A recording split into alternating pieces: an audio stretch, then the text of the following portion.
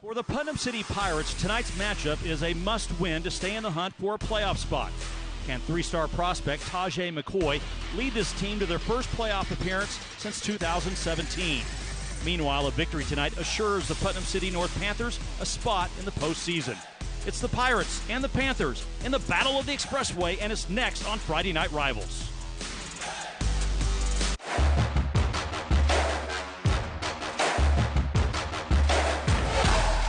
Welcome to Ortho Central's Friday Night Rivals, live on CW34, driven by GMC. It is crunch time in high school football across the state of Oklahoma as playoff implications are on the line. Just like here at Putnam City North High School as the Panthers host the Putnam City Pirates. Hi everyone, Jack Dammer with Myron Patton. Ed Murray is on the sideline for us tonight, and a crucial matchup here in 6A2, Myron. Putnam City North with a victory tonight will be in the playoffs. Meanwhile, Putnam City needs a win to stay in the playoff hunt. Yeah, we're at that point in the season. That's what teams are thinking about. They both, 2 wins for North, but both are in district play. Putnam City 1-3, but a win tonight yet keeps them involved. And you don't have trouble getting up for a game like this. You're playing your rival in the same district. Let's talk about Putnam City. They have a huge 3-star prospect, Tajay McCoy. He is big for this Pirate team. He's the latest defensive lineman come out here. Think of Ron Tatum. Think of Colin Clay at Oklahoma State. Jaleel Johnson also. They've got some good defensive ends come out of Putnam City. And meanwhile, Putnam City North, they need to take care of him and run the football tonight. No doubt about it. If they can do that, they've got a chance to do something well. Talk to the coach that had a good week of practice. They're ready to play tonight. All right, huge matchup here at Putnam City North High School. We'll have the kickoff and the starting lineups coming up right after this. Stay with us.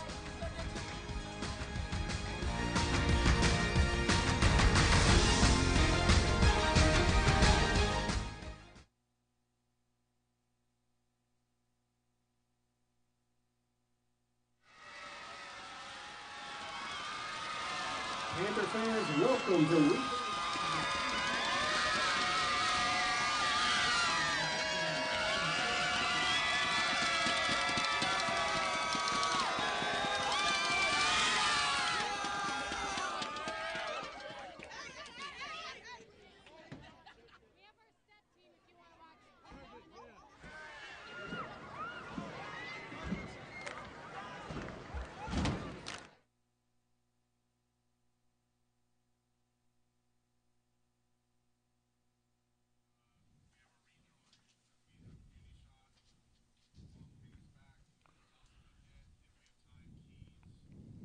Toss it to Ed, okay?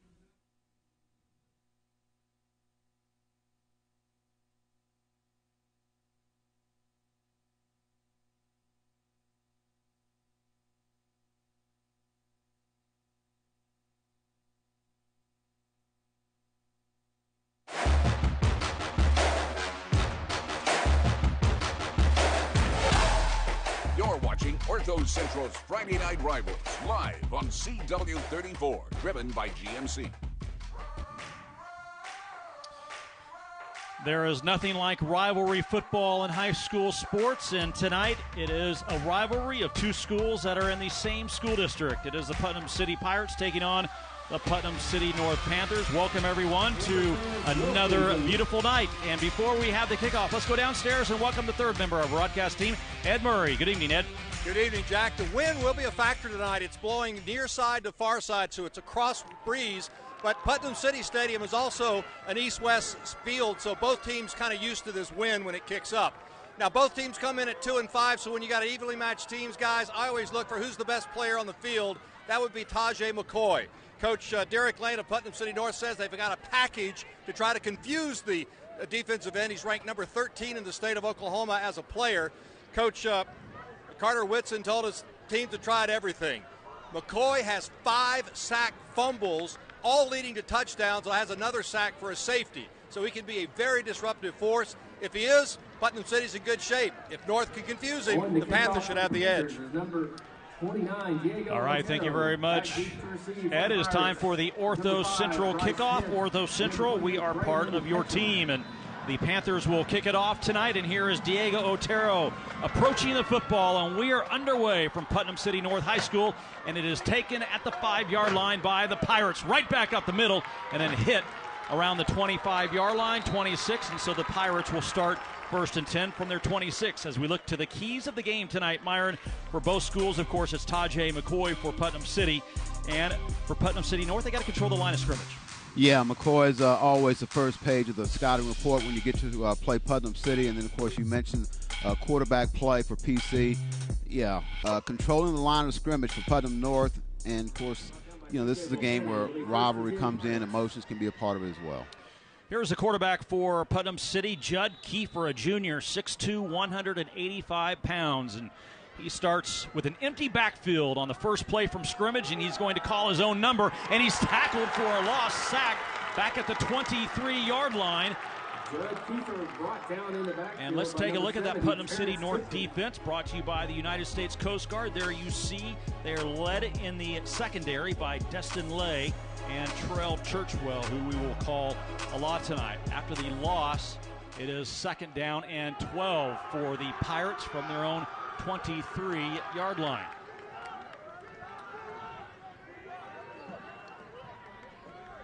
And here's the snap. And Kiefer looking down the field, and his pass is intercepted, actually caught. Caught somehow toward the end zone, takes it to the house, touchdown, Putnam City. Are you kidding me? That's called stand with it, because it did look like it was going to be picked off at the very least, maybe fall incomplete. But that's the receiver keeping your eye on the ball and being able to contain things, and we've got a score less than a minute into the ball game. A 77-yard touchdown reception to L.D. Jones, and it was actually initially looked like it was intercepted, Myron. And looked like he may have just taken it out of his hand. Slow this up, and he's got it, and wow. Now, so my call was almost initially right. Oh, my goodness, what a play to start this rivalry game tonight. And here's a 2-point try, and it's going to be snapped, and it's in for the conversion for the Pirates. And wow, what a way to begin. Less than a minute into this, and here's the 77-yard touchdown pass to Jones again. And the Pirates are up 7-0 or 8-0 early on.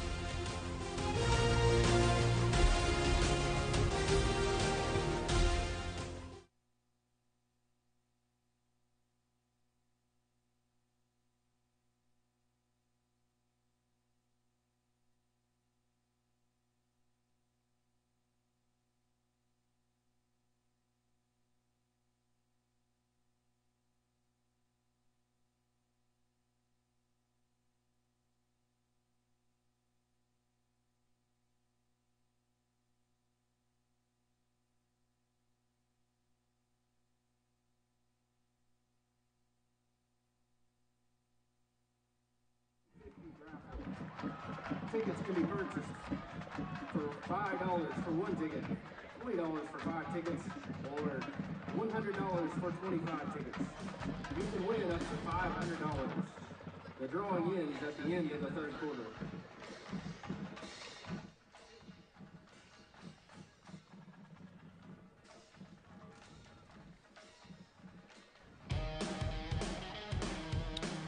Welcome back to Putnam City North High School, 8-0. The Pirates on 2 plays, 77 yards. And Myron, let's take a look at this touchdown reception again. Right here, you see it.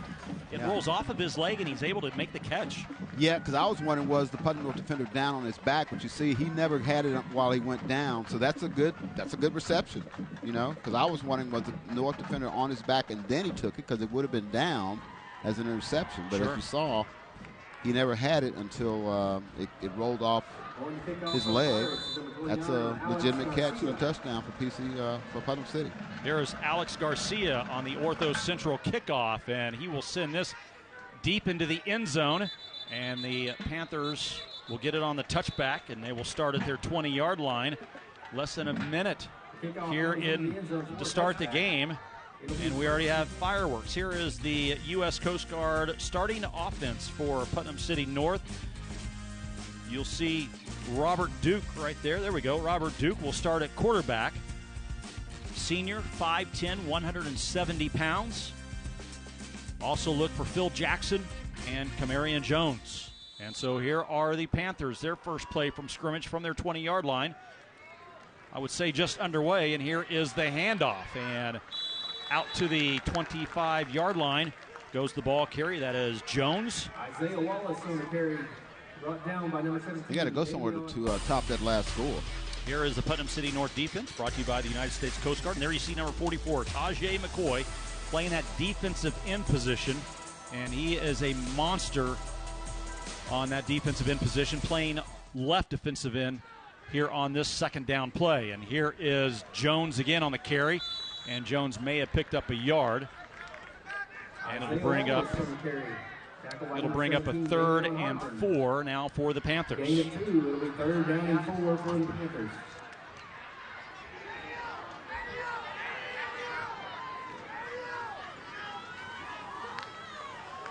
Jones is to Robert Duke's left. 4 wideouts in the game for the Panthers, and here is the 3rd down play.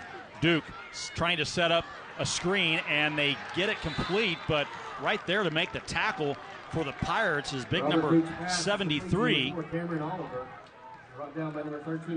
Or make that 13 on the stop, Braden Knox, and it'll be 4th down, and the Panthers will have to kick it away. Yeah, they smelled that out. A little inside screen there that they were trying to pop free, and if he couldn't gotten back past that tackle, may have picked that yardage up, but as it is, they got a punt. It's 3 and out.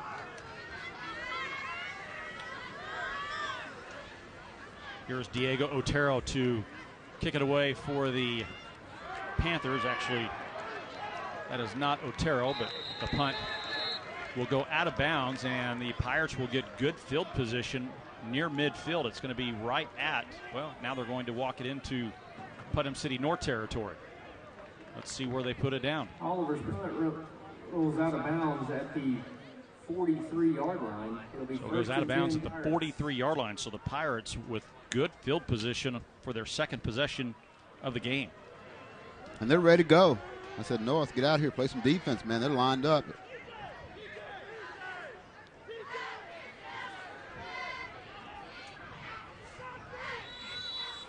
And now a timeout has been called, and the Panthers have to call a timeout. And they did not have the right personnel on the field. There you see Putnam City head coach Carter Whitson. Took over a 1-19 program a couple of years ago. He's in his 3rd season with the Pirates. And it's interesting, Myron. Of course, he's been in the college ranks, coached for Kevin Wilson at Indiana.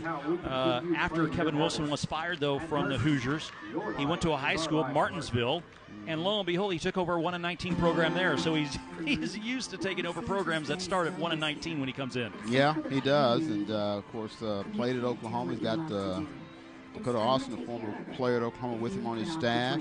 And, they're trying to turn things around, and they've had players.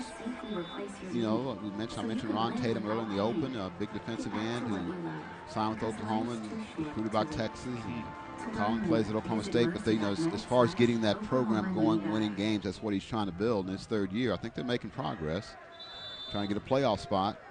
Tonight would be a big step if they could get a win. 1st down and 10 from the Panther 43. Second possession of the game, and here is the handoff. This is McCoy running left, and McCoy is going to barrel his way across the 40 down to about the 37-yard line. And they have started using Tajay McCoy as a running back. He was mainly, 90% of his time for the majority of the season was on defense, but they brought him in offensively last weekend, and he scored a couple of touchdowns. They're pretty good there. I mean, runs well. Of course, he's bringing a lot of A lot of lumber with him, so he's a tough guy to tackle. And here's a fumble on the handoff. And this is going to be for no gain. Let's watch the handoff again to Sean Hill. And he never had it. Yeah, never had it. And lucky that bounced up, kind of kind bounce. That could have got him in trouble. As it is, didn't pick up any yards, but still retained the ball. Marcus Stewart on the coverage for the Panthers. It is 3rd and 6 for the Pirates.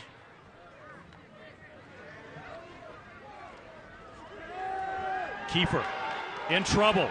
Now he'll run with it across the 40 down to the 35 and hit out of bounds, and a flag is thrown in late as they're going to get a late hit called against the Panthers. That was awfully close. Yeah, it was close. Looked like a jailbreak there for Putnam North. Getting pressure on him. And Derek Lane, the head coach for Putnam City North, is questioning whether that was actually a late hit or not. Let's take a look at it again. Right there, I guess he was out of bounds. I guess they could have let up. A couple steps out. He's on the white part, but still.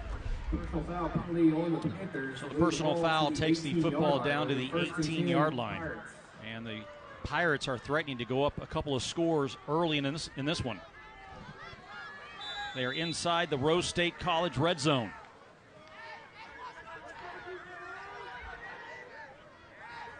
McCoy to Kiefer's left. And he'll take the handoff right back up the middle. Has a block. Runs over another one tackler and gets down across the 10 to the 9. And the big man is going to pick up near a first down for the Pirates. Coming right at you, Myron. Yeah, and that's bad because somebody's got to tackle this guy. He's 230 and bringing a lot of athleticism. Pretty effective there, especially in short yardage. 2nd and 1 for the Pirates, and a whistle and a flag, and we're going to continue the trend from last weekend, Myron. This is already the 3rd flag of the game, and it's offsides against the Panthers. You see our referee, Joe Oglesby. Well, they don't need any help moving the football. Putnam City, the North has helped them out a couple times in this drive. So it was 2nd and 1, so they get the first down thanks to the penalty, and they're going to spot the football at the 4-yard line. So 1st and goal from the 4. And McCoy to the left of Kiefer. High snap. Kiefer has it and is going to take him himself. He's at the goal line, and he's in. Touchdown, Pirates. Young Kiefer in for the score for the Pirates. It is a Homeland Grocery touchdown for the Putnam City Pirates. Homeland Grocery, your homegrown advantage. And look at the high snap again. Yeah, contained that and just stretched in and got there. Got in the end zone. He's a pretty good runner. That's a couple nice runs for him on this drive to get in the end zone. 2nd touchdown run of the year for the quarterback. And here is Joseph Cervantes for the point after. One of the best kickers in the state of Oklahoma. Has not missed a PAT, knock on wood, for Cervantes this year. And here's the kick. It is up, and it is good. And so they add the PAT, and it is 15-0. Midway through the first quarter, the Pirates jumping out early on the Panthers in this rivalry. We're back to Putnam City North after this.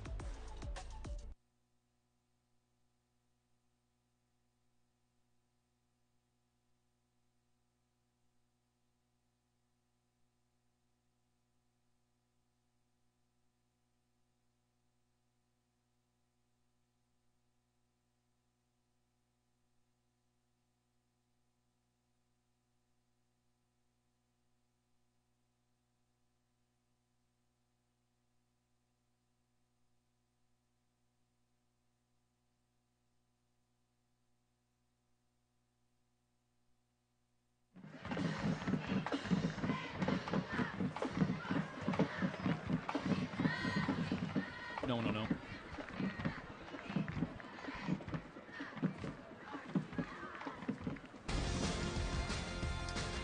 15-0 our score midway through the first quarter. Let's go downstairs to Ed Murray. Ed. Jack, that high snap that they turned into a touchdown last week in a 13-7 loss to Ponca City. Putnam City turned it over 6 times, 5 times on high snaps. So that's something to keep an eye on if that continues. But I tell you right now the North defense is really upset with itself. Thought they had that interception. Now they've given up 2 touchdown drives and 2 possessions, and they came off pretty hot.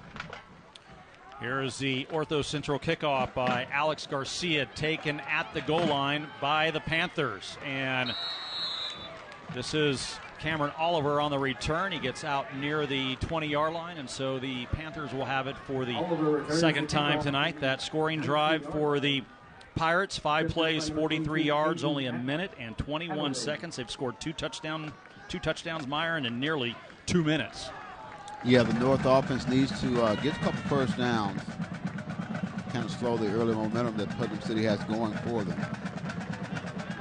Trell Churchwell's been a playmaker for them this season, and they get the ball to him, but a 3-and-out is not recommended the way Putnam City's come out starting this game offensively. And now looks like a little wildcat for the Panthers, and this is right back up the middle. Nice run that time. And the Wildcat works as Phil Jackson III runs the Wildcat, and he picks up a first down.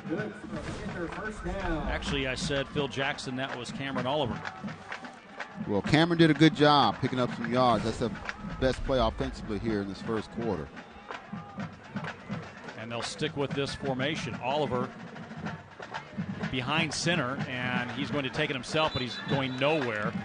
McCoy, along with Braden Knox, in on a stop for the Pirates, and it brings up 2nd and long for the Panthers. Yeah, a lot of guys in on that. Their defensive line won that battle. Wildcat works, except when you get in long yard situations if your Wildcat can't throw.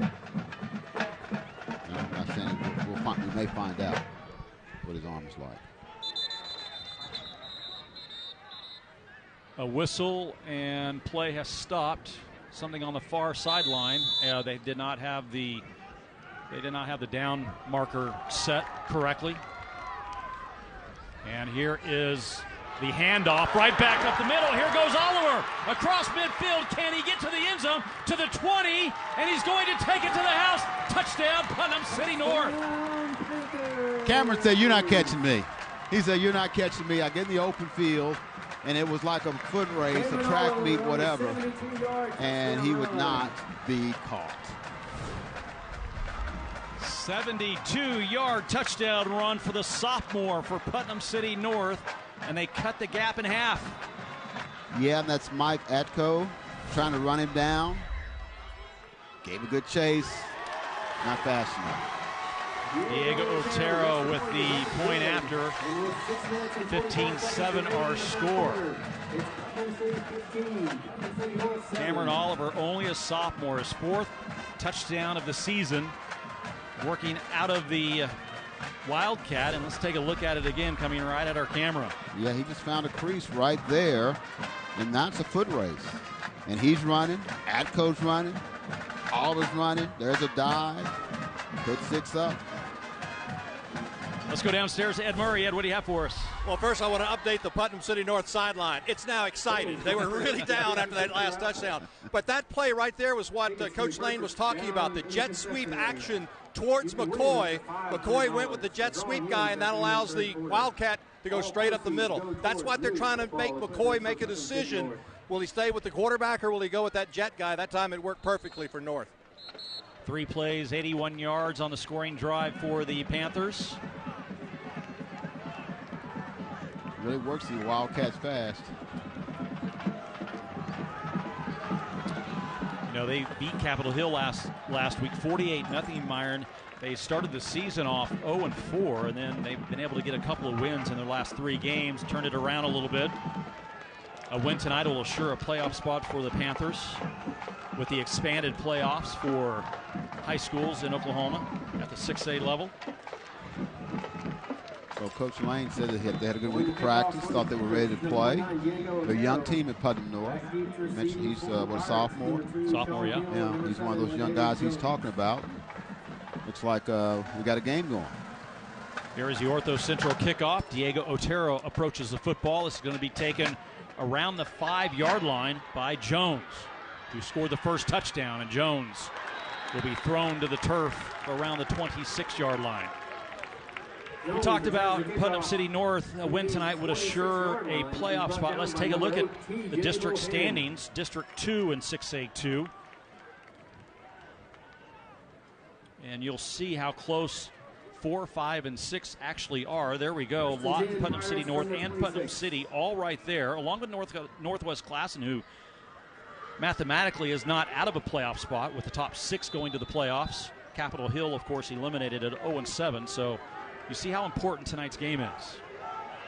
Here is the run to the right side. A flag is thrown as Keandre Samuels takes the handoff. And let's see what this flag is all about. Referees have been busy tonight already, and we are just halfway through the first quarter.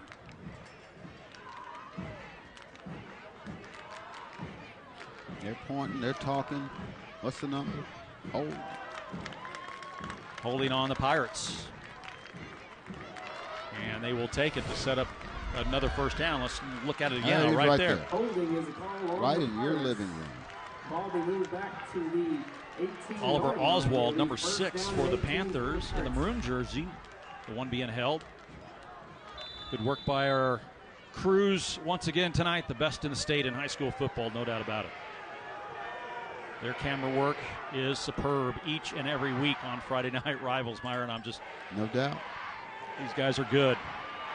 And here's a big hit at the 21-yard line by Oswald. And now a team that was in trouble after 2 possessions is now fired up as the defense, led by Desmond Antwine, as well on that play. And it'll bring up 2nd and long for the Pirates. Yeah, this kind of gets your blood going right there. A little lick. Even though he didn't finish him off, he held him up for other guys come through and finish him off. Good swing pass to number 10, Ethan Scott, for the Pirates. And here is Kiefer on 2nd down. Samuels, the lone running back, another high snap, and he's going to keep it himself, trying to get outside. Got a hole, gets another one, and now he's off to the races.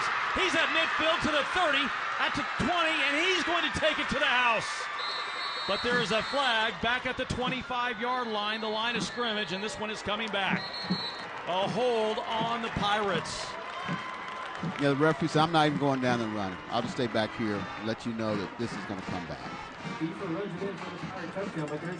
And, it didn't look like there was going to be much there. But that hold, which is probably what it is the reason he was able to find a hold. That would have been another 77-yard touchdown for the Pirates, called back. Their first touchdown, a 77-yard reception by L.D. Jones. And this 77-yard run by Kiefer, negated thanks to the penalty, and our referee's limping. Hope he's not hurt. Holding on the Pirates is the And call. he pulled him Ball off. will be marked back at the 13-yard line.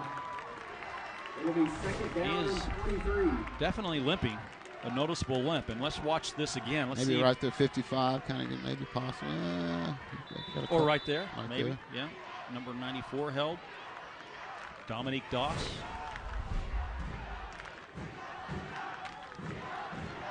So now it's 2nd down and 23 after the penalty. And here is the direct snap to McCoy. And McCoy is going to be tackled for a short gain out across the 15 to the 16. And it brings up 3rd and long for the Pirates. Ryan Gooch on the tackle for the Patriots, Panthers, Pirates, which they're all. Well, Putnam West, who are they pulling? I don't know. I don't know who they're playing tonight. They're like, I knew I would make that mistake at least once tonight. I'll try only once. Willis Alexander said, I'm trying to get my team to win over at Putnam West. I don't care who wins this game. 3rd and 19. And here is Kiefer, another high snap. Looking to pass, throws it over the middle, and this is almost intercepted by the Panther secondary. Phil Jackson III gets his hands on it as he was looking for L.D. Jones, and the Pirates will have to kick it away. Yeah, he was coming across there, thought he got a hand on it. So good play, because really, if he doesn't, that's maybe a completion. And he had a step on his cover man. Mm-hmm. Here is Cervantes to kick it away. And a high snap over his head, and this is going to go out of the end zone for a safety. The snap goes over the pitcher's head and goes it back. They've had issues with that with the quarterback the last couple of snaps. They were high. It's been an issue all season for Carter Whitson's team. High snaps, mostly to the quarterback, like you said, Myron. This one, though, on the punt. And high and long. Yeah, and that's not a place where you can have a high snap, although 2 points probably better than a touchdown for the Pirates. Yeah. Closed captioning for tonight's game is brought to you by the wonderful group at High Five Media. High Five Media, intentionally different. 15-9 now our score, and the Panthers will get the football back. We've had a lot happen this first quarter. We've got 4:37 left. We have a long way to go, no doubt about it. An eventful first quarter. Let's go downstairs. Ed Murray. Ed, what do you have? Jack, if you look out your window the other direction, the Patriots are hosting undefeated Stillwater tonight. So. Oh, okay. Okay. So all the Putnam City schools are in Putnam City District tonight. Gage Gundy is in town. Mike Gundy's youngest son. I believe with OSU being at home tomorrow, Mike may be there. I'll bet he is. Coach probably getting a quick trip down here to watch his son play. Yeah. Big game for the Cowboys tomorrow, taking on the Longhorns on homecoming. Big one here tonight. This would do wonders for either of these teams for a playoff spot with a victory. And so here is the kickoff from the 20 for Alex Garcia on the Ortho Central kickoff. Returnable from the 30, and it's bobbled by the Panthers, but picked up across the 40 and returned to about the 42. And so the Panthers will start there, trailing by 6 points after the safety. Stop made by DeQuavion. I think they're going to stay Wildcat. Actually worked pretty good the last time they had the football. They had been working a two-quarterback system, but Josh Lombard, who's a freshman who had been playing very well through 4 games this season, is out with an injury. 1st and 10, Pirates from the 42. And so with Robert Duke really the only experienced quarterback back there, Derek Lane said he would go with the Wildcat, and let's see what they do here. I do not see Duke in the game, and Cameron Oliver will be behind center. If it's working, why stop? Kamarian Jones to his left. They still need another player on the field, and here is a late addition.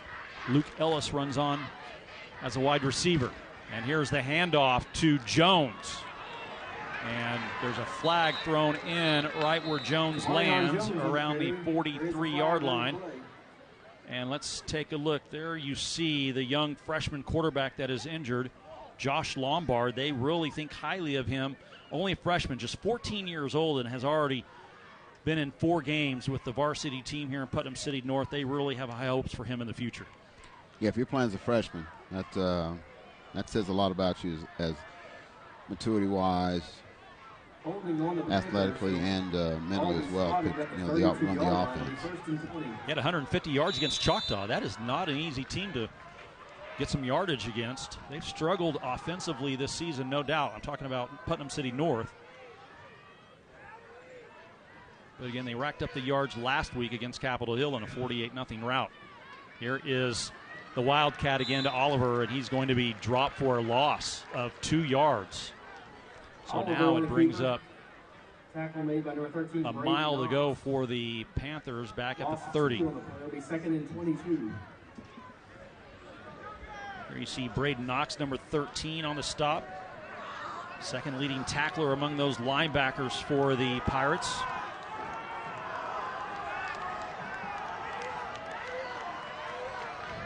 Taj McCoy, you see him. He's now lined up on the right side. Let's see if the Panthers run at him. They did last time. And Duke is back in the game. He's going to throw it. And his pass is going to be overthrown, looking for Oliver near midfield. And it brings up 3rd and very long for Putnam City North. We'll see if Oliver can now make a play on the receiving end of things. And not bad coverage, but just a little bit long. Couldn't complete it to him. Your Scholar Athlete of the Week, Robert Duke. That's right. He's got his own tree trimming business. I need a tree trimmed in my backyard. I may have to give him a call after the game. Give him a call. My Weeping Willow is taking over. 3rd and 22. And his pass, I think he way overthrown. I think him and Phil Jackson were not on the same page. And it brings up 4th and long, and the Panthers will have to kick it away. So they cannot convert after the safety. They get the 2 points, but on offense, they don't go anywhere, and they will kick it away. It'll be 4th and 22 in punt formation for the Panthers. Number 6, Oliver Oswald. Back deep to receive number 10. Back deep for the Pirates, Ethan Scott. Standing back near his 40-yard line. And here is Diego Otero to kick it away. I believe it's Diego, and that punt is almost blocked. And it's going to be down around midfield. I keep saying Diego is the punter, but he is not. It's actually Jones. Well, they was lucky to get that one off. Well, they were coming pretty hard at him. As is good field position for Putnam City. Still 3 minutes to go in the first quarter. 15-9 our score. The Pirates jumped out to a 15-0 lead, and the Panthers have come back.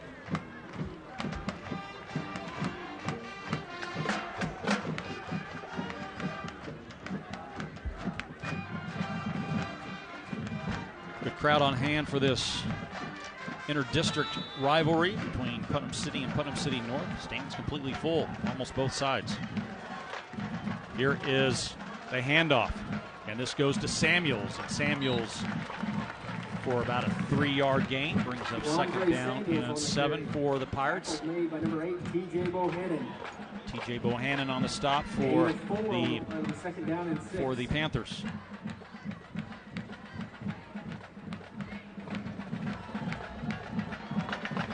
A couple schools obviously got players know each other pretty well, no matter what the sport is, and they meet. It's always a big game. Here is the high snap to Kiefer, and he drops the football. That's going to be a loss of 5 yards. It'll be 3rd and 11, but another high snap. Yeah, they've had some issues here this first quarter, man. Loss of 5. It'll be 3rd and Kiefer's older brother actually played football here at Putnam City North. Grady Kiefer.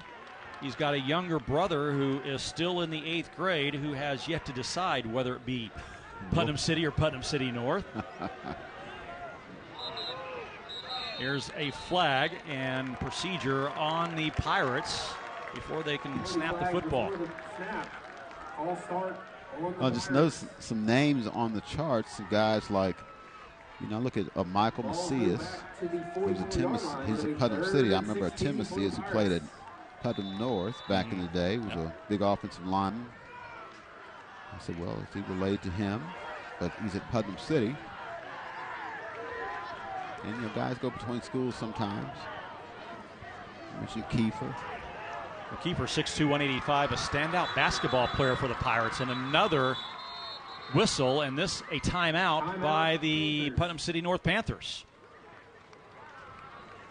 So Derek Lane, there you see the head coach for Putnam City North in his first season as the head coach. Has been here a while, did not coach last season. Set out the season as a coach, and then when Ryan Laverty, the head coach for Putnam City North, left to Coweta, then they asked Derek Lane to be the head coach. Yeah, Derek took a year off basically. He had a son, I guess a senior at UConn, I want to say. And basically wanted to kind of enjoy his senior year. And he's now at Oklahoma, University of Oklahoma on scholarship. And, I can understand that. Your kids go through high school. It happens fast. Well, here are the troubles for the Pirates on snaps. Let's watch them, Myron. High snaps, that one he's able to get in, but this one on the punt. A little bit high, a little bit long. Safety. You got a fumble there. And those are drive killers. You know, you lose yards you gain. The drive killers, at the very least, give up 2 points, like the snap that went out of the back of the end zone. After the timeout, 3rd and 16 for the Pirates from their 44. Here's another high snap again. Kiefer in trouble. He's just going to have to throw it away. That was a direct result of the high snap. And it'll be a punting situation for the Pirates again. Yeah, just high snap just messes up the whole timing of the play, rhythm of the play, and he's just basically just throwing it away. And I say they're just drive killers because it's like a penalty, but you don't get to run the play again. There you see 71, Promise Morris. He's the center for the Pirates. You know, him and Kiefer will be having some conversations coming up while the Pirates on defense. And here's Cervantes' kick.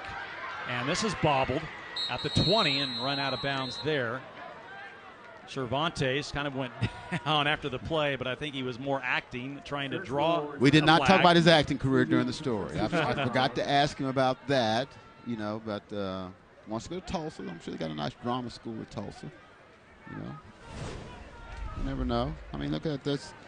Hold it. Oh, my goodness. I got killed. Where's the flag? Well, he is a soccer player also, so, you know. That fall? Yeah, I forgot about that. Being a soccer person myself, I can understand it. Not that I rolled around on the turf when I was playing a couple times, but, you know, I'll have to admit. Would you get a yellow card or a red card on that either You can get a card for simulation, yes. Very rare, though, in the game, but it does happen. There's flopping in soccer. No, come on. Here's the first down play for the Panthers. This is Jones on the carry, and he gets out to near the 30-yard line. Actually, they're going to say he went down way back at the 26. Jones on the carry. Gain of 6. It'll be 2nd down and 4.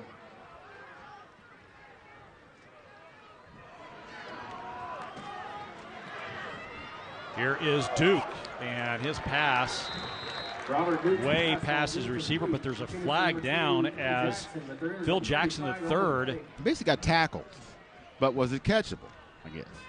He was defended by Bryce Smith, and he either tackled him or they ran into each other, but a flag was thrown nonetheless, and this is going to be pass interference against the Pirates. Yeah, he got tackled pretty good.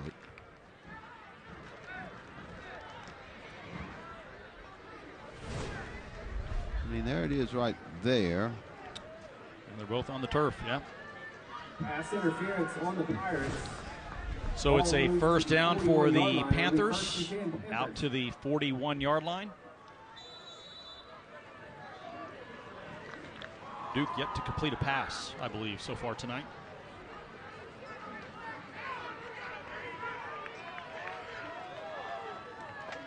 Here's the first down play. Here's the handoff to Jones, up to the 40. Marion Jones on the carry. Brought down by number 54. Actually, no gain. It'll be 2nd down and 10 for Putnam City North.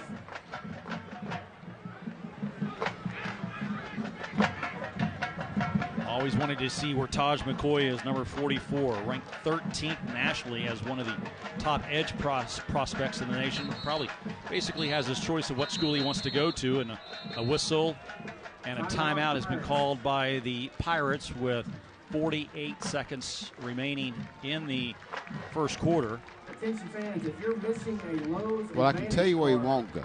Please come up to the press box. He won't go to Oklahoma. No, they're not recruiting him. Well, they can't, is my understanding. Okay. And you know, Carter Woodson's an OU guy, went to OU, and he's got some OU guys on his staff. Dakota Austin. Had Rufus Alexander last year, who went to OU. Oklahoma, yes. Rufus is All-America linebacker, now at Oklahoma working. And there's a rule that says they can't recruit a guy off Putnam City's roster for 2 years. Wow. So he'd have to be a walk-on, possibly? Or can he not even play there? You know, I don't even think he can walk on, to be honest with you. I know they can't recruit, so that's basically a rule that's in place. That's something I did not know, yeah. Yeah, they can't. Good to know. Because Rufus is there, and they got to go 2 years, and it's preventing something that used to happen all the time back when I was in school. You know, the guys just hire somebody's coach, bring that guy on, get his player and everything. I guess trying to eliminate that. So he won't be at Oklahoma. That's for sure. That's interesting because everything else is happening in college football, you know, so it's really unusual with what's happening in college football. Here's the end around, and this is Jones. He's got some room across the 40 down to the 35 of Putnam City for a first down for the Panthers. Nice run, man. He's letting you know it was a nice run. Just shake hands. Yeah, give me something. Just see what I just did. Oklahoma Ford Dealers first down. A 25-yard pickup for Jones. They got McCoy looking at the quarterback, and they took advantage. And McCoy still running him down. Shows he can run himself, but that's a big game for Putnam North. Oliver in at quarterback now for the Panthers. Empty backfield. He's going to take it himself, and he's got room down to the 30 to the 29-yard line. Good read that time by Cameron Oliver. And it's going to be second and short for the Panthers at the 29-yard line. Good read that time by the sophomore. And that's the end of the and that will end the first quarter as time runs out. Eventful first quarter here at Putnam City North. 15-9. Our score. Let's take a break. We're back with the second quarter. Come back and join us.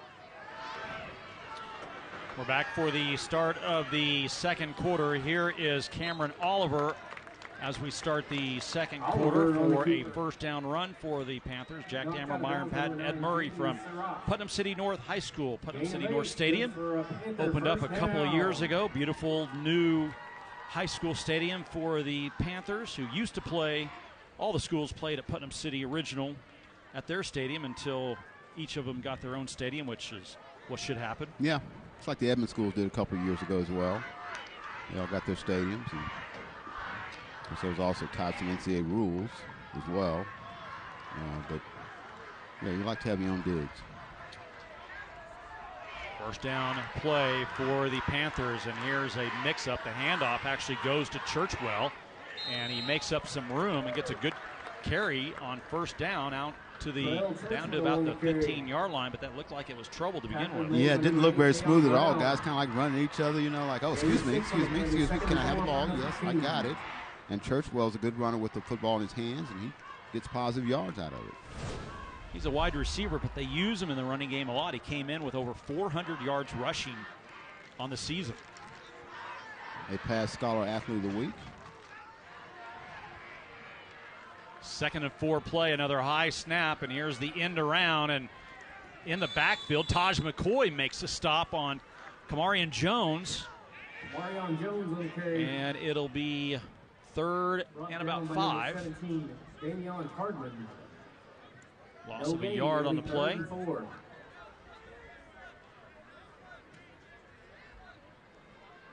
Rep out there is he's on the injured list. He's battling through it, though. He looks a little hobbled, yes. Not sure if it happened early on in the game. Here's the 3rd and 4 play. Duke looking for the end zone. He has his receiver. It is incomplete. In the back of the end zone, it'll be 4th down. He was looking for Phil Jackson III. Going to the back and pretty good defense there. On the other hand, maybe kind of riding, but he's looking back. We'll give you a break if you're looking back. I know some guys need to recognize that. Remember that. If you're looking back, then let's get away with something. They don't wear crimson, do they? I'm not going to call any names or colors. I'm just saying. And that was Braylon Ketchum on the coverage. Very good coverage. Here, they're going to try a field goal. Here is Diego Ortero. He's a good one. And a whistle and a timeout by the Panthers. And I believe they've used all 3 of their timeouts now with that timeout. Professional Recyclers wants to help fund district athletics. Not sure why the timeout. Maybe they didn't have the right personnel on the field. But I believe we will keep it here for this timeout. Stay tuned for the 1-800-GOT-JUNK halftime report. We will showcase this week's McIntyre Law Scholar athletes and have a conversation with our participating school administrators. All of that, including first half highlights of this game and more, coming up in the 1-800-GOT-JUNK halftime report in 10 minutes and 32 seconds. Well, this is first quarter was a little bit long, about 45 minutes. We'll see how the second quarter goes, but it tells we've got a competitive game getting to halftime. Both teams, although North is threatening to try to put 3 on the board. Maybe they'll go for it. We'll see. See why they call that timeout. I think they've changed their mind. I think they're going to go for it. Robert Duke, the quarterback, is in. Ed Murray, what do you have for us? Well, the wind is still blowing really hard across the field from near to far, so they have changed their mind. They're going to go for it. And now a timeout by the Pirates. Timeout, Pirates. Chess game being played by the 2 coaches. Yeah, I guess Pirates have 1 timeout remaining. At the conclusion of tonight's game, get your fresh hot pepperoni or cheese marker. Stay tuned in the 4th quarter as we will select the Dynamite Driving Drive of the game. Dynamite driving tests 7 days a week. Good drive so far right here by the Panthers. If we could get going here in the second quarter. The first touchdown by Putnam City was a 2-play drive? 2-play drive, 77 yards. Catch alone was worth keeping an eye on, yeah. Week 8 of the high school football season. Unbelievable that we are 8 weeks into the season. It still feels like summer with temperatures today in the 90s in Oklahoma City. It's not as humid, but yeah, it is. It's I really say week 8, man. This season is only 10 weeks in the season. Yeah. We have 2 more games left, Myron. That's it. I mean, goodness gracious. These are fun things to do, man. It is warmer here than it is in Florida, according to our director, Mark Begonia, who lives in Orlando, so he should know. Really? Flew out early this morning, Mark, I'm sure. Yeah, so, yeah, it was.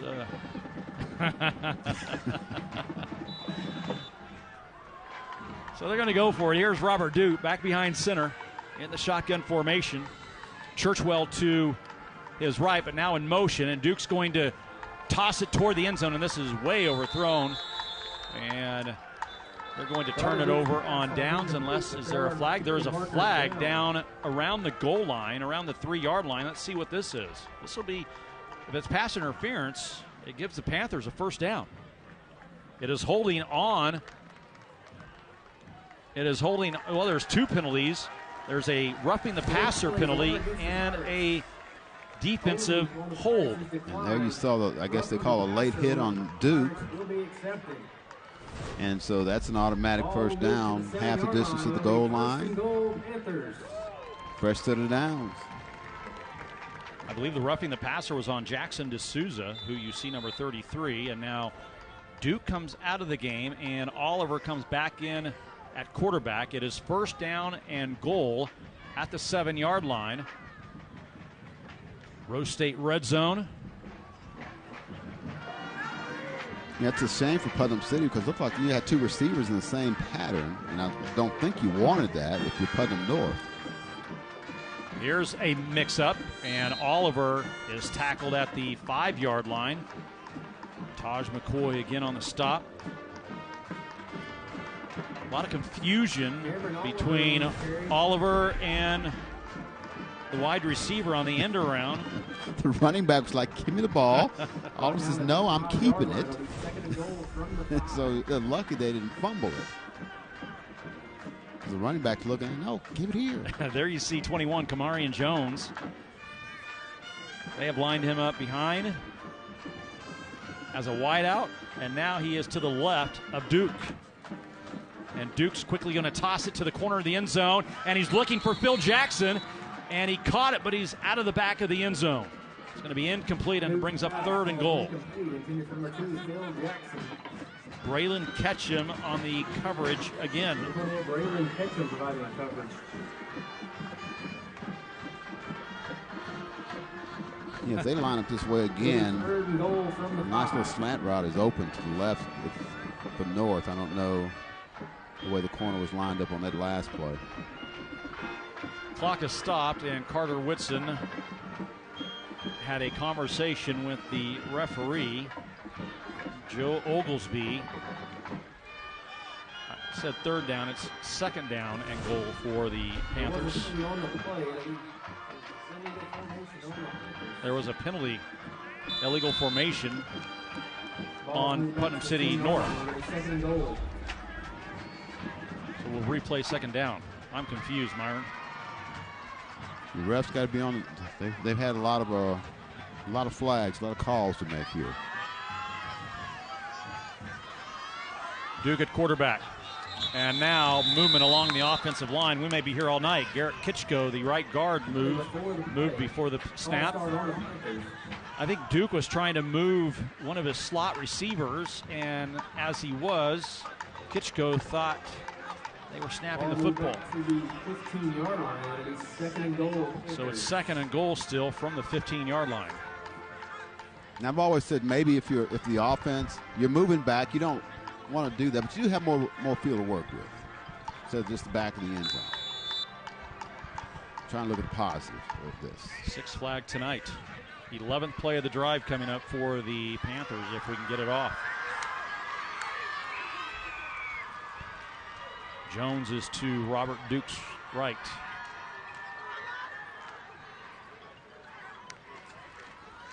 Duke looking for the end zone again, and this one may be picked off, and it is.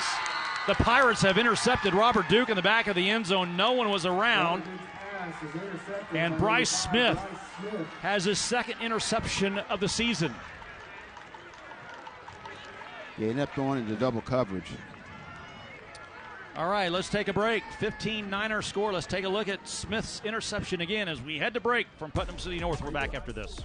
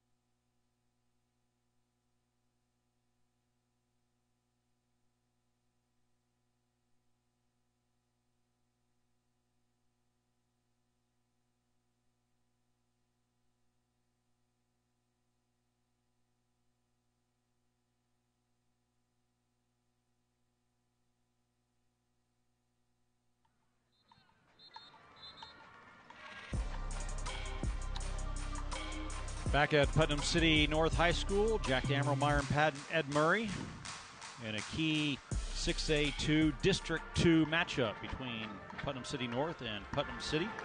Interception turns the ball over to the Pirates with 9:35 to go in the half. And here is their first play from scrimmage. And Kiefer has it. Handoff out across the 25 to the 27-yard line. Jaden Saroth on the carry. Jaden Saroth, if I could say it. Backup quarterback in the backfield now with Judd Kiefer. Second and 1 Pirates. Nice gain, 9 yards on first down. You like that. Second and 1. Here's another high snap, and this ball's bouncing off everyone. And back for a huge loss to the 20 is Saroth. Brought down and in the now a late flag is thrown in here. We're to the point, Myron, where we're having a flag on every single play, and this is going to be a personal foul on Putnam City North after the play, I believe. Well, and that's a shame because they just gave back the 9 yards they picked up on first down. Now, if you get a personal foul against North, that's going to be 15 yards and an automatic first down, if that's the case. Foul on the Panthers. It's going to put the ball at the 35 of Putnam City North. Huge penalty as they had him in trouble. Yeah, you got him 3rd and long now. Now it's first down. 2 big plays, the interception in the end zone, and now this personal foul. They had Putnam City on the ropes, almost there to take the lead. And now Putnam City has a new set of downs from their 35. And let's see if they can take advantage of it.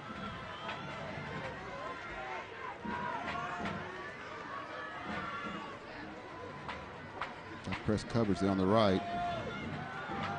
Here's the handoff. And this goes for a gain of a couple. Jaden Saroth on the carry. Tackle made by number 28, Ryan Gooch. Ryan Gooch, the team, Putnam City North's leading tackler, in on the stop. And it's 2nd down and 8 for Putnam City.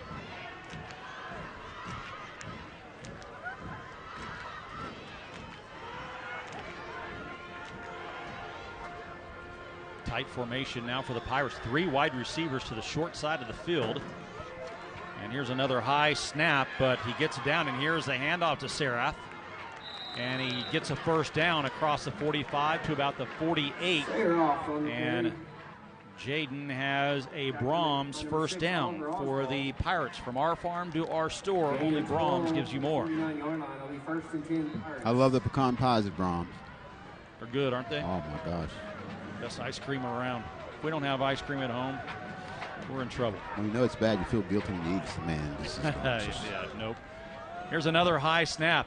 And a low pass by Kiefer out wide. And the pass is caught by Sean Hill, but it's for no gain, maybe a yard, and it'll bring up 2nd down and 10. Maybe the quarterback should take a step back. He's going to continue to be high with those snaps.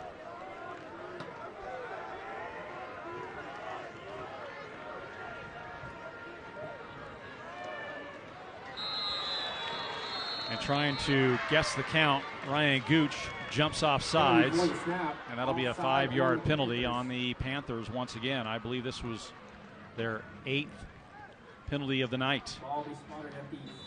Takes the football down to the 45-yard line. 2nd and 4.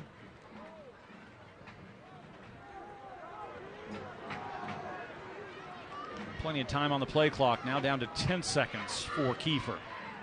And he's moving Smith around to his right. Kiefer steps up into the pocket, throws over the middle, has his receiver at the 10, touchdown Putnam City. Yeah, he had at least 2, maybe 3 steps on the defensive back covering there. Ethan Scott with his longest reception of the year and his first touchdown of the year. And it's 21-9.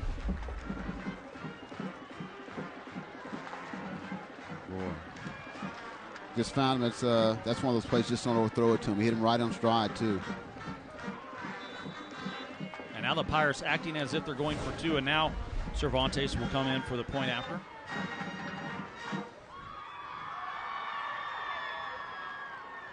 Your Putnam City Scholar Athlete of the Week.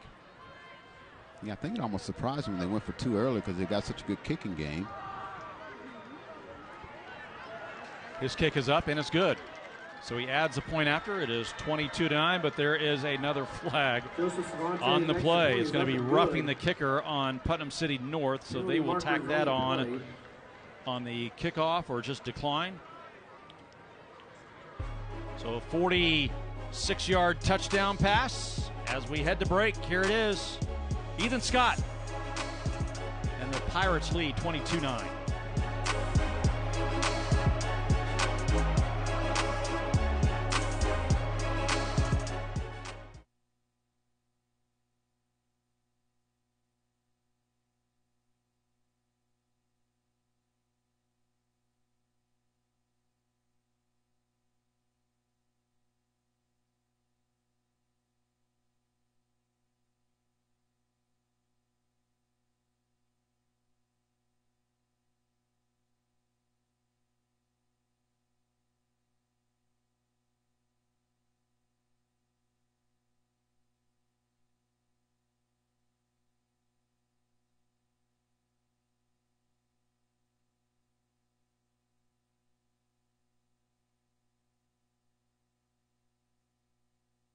Out at halftime for the performance.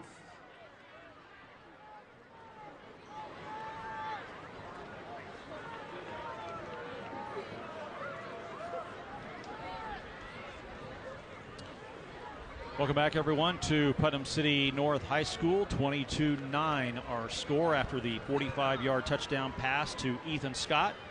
Capped a 5-play, 80-yard drive in 2 minutes and 50 seconds. And you really go back, Myron, you look at it, 2 penalties on that drive, both against Putnam City North. The crucial one was the one when they were in a second and long, third and long situation, and they had a personal foul, which gave them a first down. Yeah, they just thrown them back for a big loss, and it's going to set up third and long, and you get a personal foul at the end of the play. And that got them out of the hole, gave them a first down. The rest is history. They put another 7 on the board. Here is Alex Garcia's kickoff, taken at the 1 by Putnam City North, running this way. And he is in trouble, but breaks loose, and this is Trell Churchwell. And he gets back out to about the 9-yard line, and that is it. Churchwell returns the kickoff to the 10-yard line. And now Churchwell gets up limping. They cannot lose him. Stay tuned for the 1-800-GOT-JUNK halftime report. We will showcase this week's McIntyre Law Scholar athletes, one you just saw, kick a PAT, and have a conversation with our participating school administrators, all of that. First half highlights of this game and more that is coming up on the 1-800-GOT-JUNK halftime report. He's lucky to get out to the 10. He was running lateral. And lucky to get back to the 10-yard line, or actually the 9. First and 10 Panthers. See if they can punch out a few first downs, get better field position here. First and 10 for Putnam City North, and let's see what they do at quarterback. It is Cameron Oliver.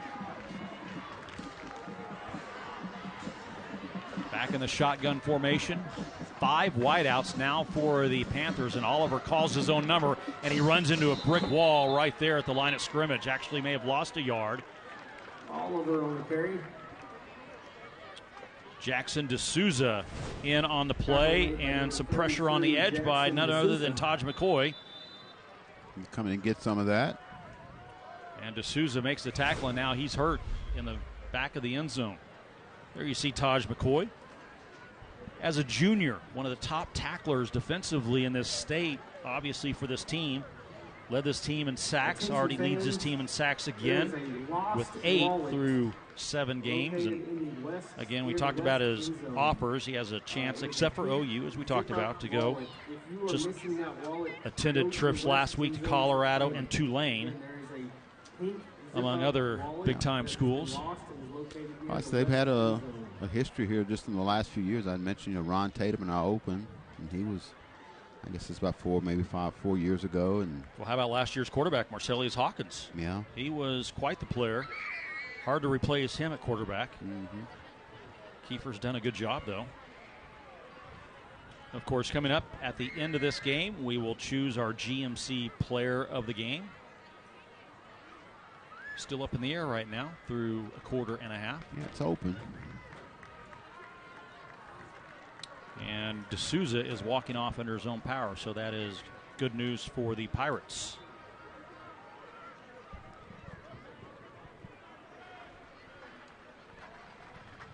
This complex is out here with you got the baseball field to our left, you got the softball to the right, got the soccer and track right here. I guess just west of the stadium. West, yeah. Gym is west of here as well, the basketball gym. All pretty located right together. Great complex, no doubt about it. Here is Jones on the carry, and he may have got back to the line of scrimmage, and that was it. It's going to be 3rd and long. It might have come loose, and Putnam City saying they have it. Well, and there you see big number 54, Kevin Truss, saying, hey, I recovered a fumble. Yeah, there it is right there. There it is, sure enough. And it was like guys are diving for it. I don't think the officials knew it was a fumble. Because that should have been Putnam City's ball, I think. Panthers get a break. Robert Duke back in the game at quarterback with Jones to his right. This NFL would say, hey, run a play so they can't review it. Here is Duke's pass. Nice. And is caught across the 20. Sloan Foster on the reception. And it gives the Panthers a first down out to the 23-yard line with 5:25 to go in the second quarter. It's a Brahms first down. Nice pass just over the defender's outstretched arms there, NG receiver. That's maybe the best pass of the night for him. Here is the handoff, and again going nowhere. Taj McCoy along with Kevin Truss, big number 54, making the stop. Kamarion Jones on the carry. Jones on the carry for the Panthers, and it brings up 2nd down and long. Tackle made by number 54, Kevin Truss. No gain on the play. It'll be 2nd and 10. And now Robert Duke comes out as Oliver goes back to play quarterback. Trell Churchwell, the senior wideout, replaces the quarterback. Well, this has really forced the defense to kind of readjust their thinking, these quarterbacks changing within the actual series. Here is the keeper, and Oliver is going nowhere as he is met by Taj McCoy. May have lost a couple of yards. It'll bring up 3rd and about 12 now for Putnam City North. You would think they would want a touchdown here right before halftime, Myron. They get the kick to start the second half.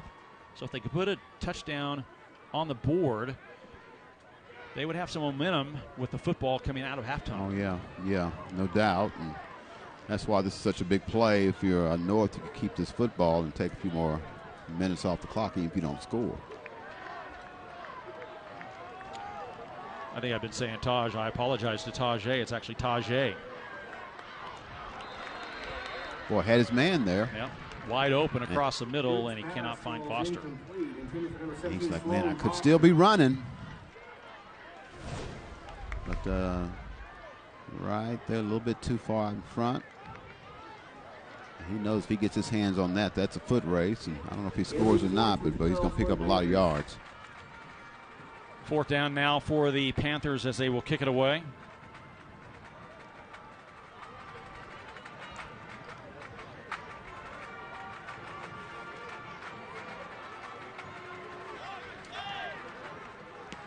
Pirates rush it, but the kick is a good kick. Bounces at the Putnam City 45 and takes a nice Putnam City North roll and still rolling. And will be down to around the 27-yard line. Good punt that time by Putnam City North. 57-yard punt. So the Pirates take over with 3:35 to go. I was pronounced it Taj, and it was Tajay. I knew that. You should have corrected me, Myron. Next time. That happens, doesn't it? Yes, it does. You can practice all day on names, and then in the moment of truth. Let's go downstairs to Ed Murray. Ed, what do you have? Well, Jack, you've talked about how young this Putnam City North team is. Well, their coaching staff is real young, too. I was talking to the principal, who we'll interview at halftime. 2 of the assistant coaches, they can't go to a bar after the game to celebrate. They're too young. Just graduated from college, both of them. So here are the Pirates back on offense, and Kiefer's pass is incomplete. Stops the clock with 3:30 to play, second down and 10. Yeah, one of the players that the North had last year, who's actually spent part of the season hurt last season, the freshman at Oklahoma State this year, Jaleel Johnson. Yes. Who was defensive end. And, he finished up, and I know I don't know if they're redshirting. I think they're redshirting at Oklahoma State. He's not really getting to play much. You can play 4 games and still redshirt, yep. But I know they really like him up there. They think he's going to be a really good player for Oklahoma State. About 6'4", that kind of classic defensive end they like up there. Put some more weight on him, runs well, rangy. Second down and 10, and Kiefer's pass is going to be caught. Did he catch it? Yes, he did. For a first down, the pass is caught by Ethan Scott. Pass is complete to number 10, Ethan Scott. Gain of 12 yards. There is another flag thrown. Gain of 12 on the play. Illegal substitution, I believe, possibly against Putnam City North. Pirate first down. I would think that penalty would be declined, though, and they will take the first down. Joe Oglesby has been a busy man. Yeah, and he didn't like that. He's kind of not moving too swiftly. I think he pulled a hamstring. 9th penalty tonight, and the penalty occurred after the play, possibly, because they got the first down. Now it's 1st and 5. And we have whistles, and everyone's on the field, and I believe Derek Lane's asking explanations. What happened? If it's illegal participation, how do you get illegal participation after the play? I'm not sure how that works, but Carter Wood says, well, now what are you guys talking about? I'm on in this conversation too.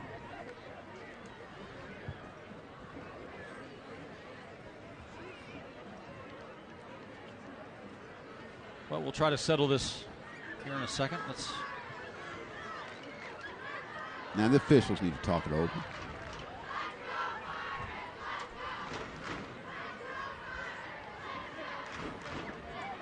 Well, they're going to spot the football back at the line of scrimmage, original line of scrimmage, which is the 39-yard line. So it's 1st down and 10. Whatever was discussed, I think we have it worked out. Yeah, illegal participation, that's 12 men on the field. And if the play hadn't been run. Well, they're going to wave off the flag now. No. Look at this. Play will be first and They're 10 watching. Pirates. Are they watching us? Oh, no, this is their replay. They're reviewing the actual game, I guess. Game film. Here is Kiefer, and he's just going to throw it out of bounds. Second down and 10. Both of his receivers were left, and he went right. He had no one even near that pass outside the tackle box, so he just tossed it out, and let's start over. Second down and 10.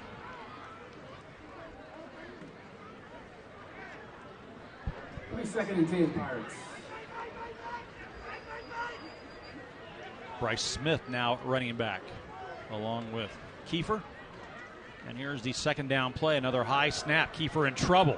Stepping up, trying to get back to the line of scrimmage, and does, and gets a couple of more. About 4 yards. Nice second effort there by Judd Kiefer to kind of keep some concentration, take the high snap, and actually find a hole to get 4 yards. He's been a busy guy tonight.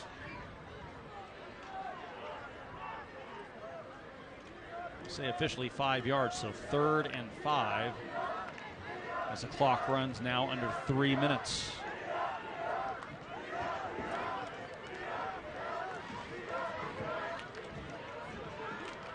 Kiefer keeps it himself across the 45 to the 46. Kiefer on the carry. Tackle made by number 24. And it brings up 3rd and short now for the Pirates. 4th and short. Gain of 2 on the play. It'll be 4th and 3 for the Pirates. You would think, well, they're going to keep their offense on the field, Myron. Looks like they're going to go for 3. it. Yeah, that's showing confidence in the defense, if nothing else. And Putnam City North jumps offsides. Or you think they're going to jump offsides? Penalty before the play. Offsides on the Panthers. You know, some of this, when you got a young team, I guess it produces a lot of penalties. Ball we spotted at the 49-yard line. And we definitely had that. 6th penalty on PC North tonight. Gains It good gives for a the first down, Pirates a first down inside North territory at their 49-yard line. Clock runs, 2 minutes to play. And here's Keeper's pass. Long down the field, and it is caught at the 15, at the 14-yard line by Sean Hill. Pass is complete to number 2, Sean We made a great Hill. adjustment on the ball. It's almost like one of those back shoulder fades. I'm not sure if that's what he meant to do, but look at the adjustment right there. And just a clean 35-yard catch. gain on the play. It'll be 1st and 10 Pirates from the 14. It is a Brahms first down inside the Rose State red zone at the 14 of Putnam City North. What a turn of events this would be. And here's a high snap now for the Pirates, and the ball is loose. Still loose. And the Pirates have recovered it as Sean Hill is able to fall on it. It was there for the taking for the Panthers. Fumble on the play. Recovered by number 2. And now we have an Sean Hill. injured Putnam City North player on the field. The snap has been an adventure all first half.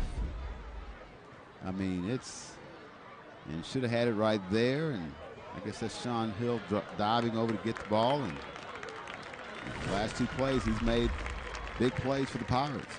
And that is Desmond Antwine, who had the chance to recover the fumble and was one who was hurt, a junior linebacker. So now it's 2nd down and 21, back at the 25 with 1:28 to go. It has not been the prettiest of games so far this season with the amount of penalties being thrown and the amount of number of times the ball's been on the turf. Loss of 11 on the previous And play. the It'll be officials 2nd getting and a lot of 21. TV time. A loss of 11 on that fumble. Here is Tajay McCoy, and he's going to rumble up the middle, and he's finally tackled at the 6-yard line. He's Kind of hanging on. Hope you can get him down. Tackle made by number 2, Phil Nice Jackson. run. Back inside the Rose State Gain of red zone. 19 They on were the play. in, First out, and goal now they're for back Pirates. in. Under a minute to play.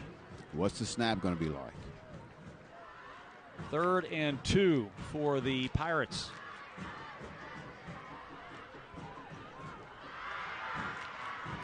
And here is Keeper. He's going to keep it. And he gets a first down. Clock is stopped at 43 seconds at the 3-yard line. On the keeper. Keeper. Now the clock runs. Tajay McCoy. And here is the keeper, and he's going to get in. Touchdown, Putnam City. And another flag thrown as the play ends. I thought that flag was going to hit some lights upstairs, man. He got a lot of height on that flag, and you would think it's going to be some kind of a personal foul or something. Just where it was thrown, when it was thrown. Unsportsmanlike conduct on Putnam City. Maybe saying we scored. I didn't see anything. I know they were celebrating. It's got to be and they something should be they able to said celebrate. But it had to be, and that's what Carter Whitson is asking: is what happened? It was thrown almost immediately after the play,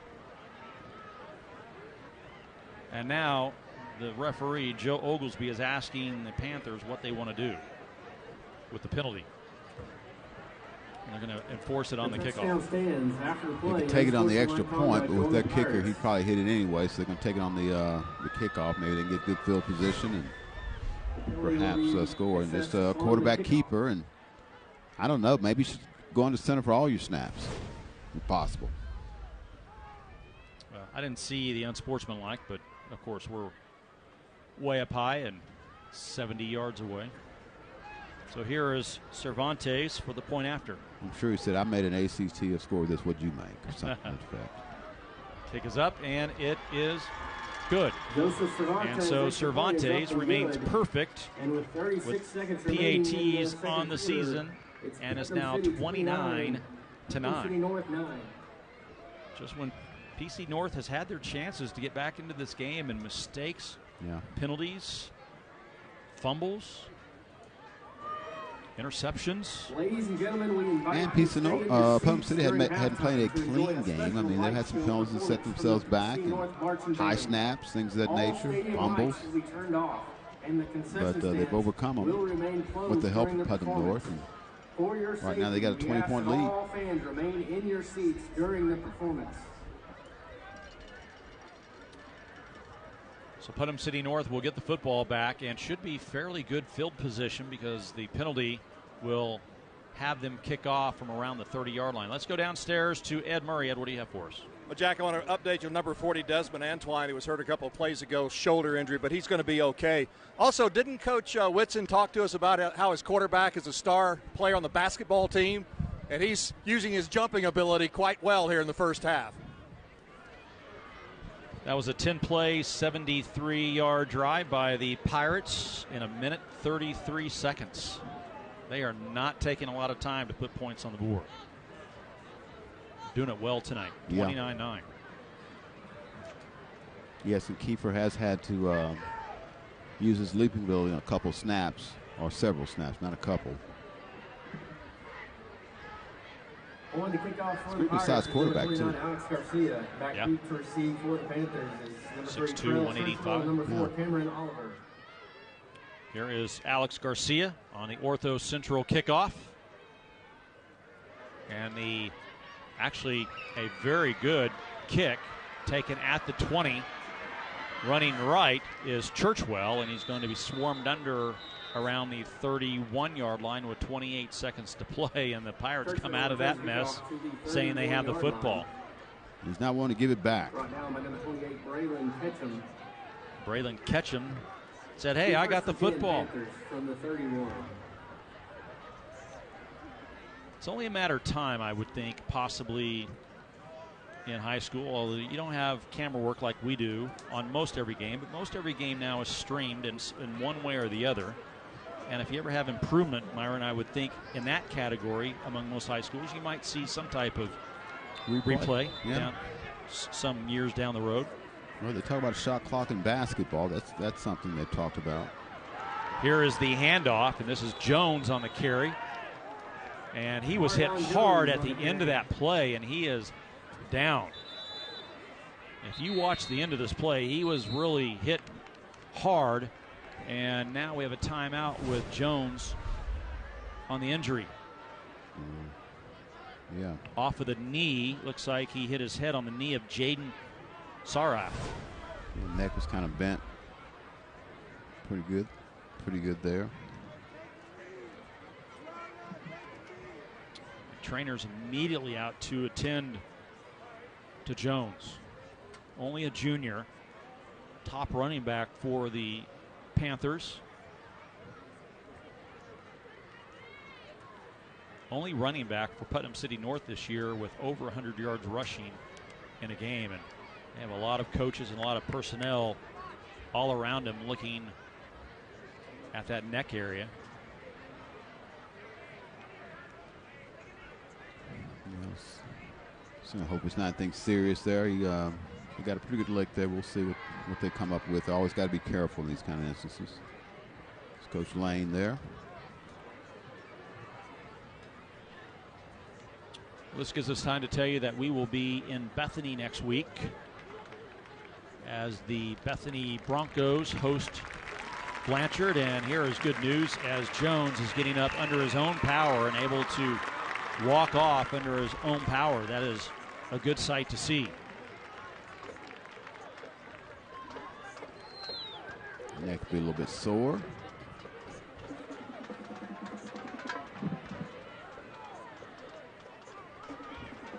$17 seconds to go. They got Duke in there, so that's a possibility of throwing the football.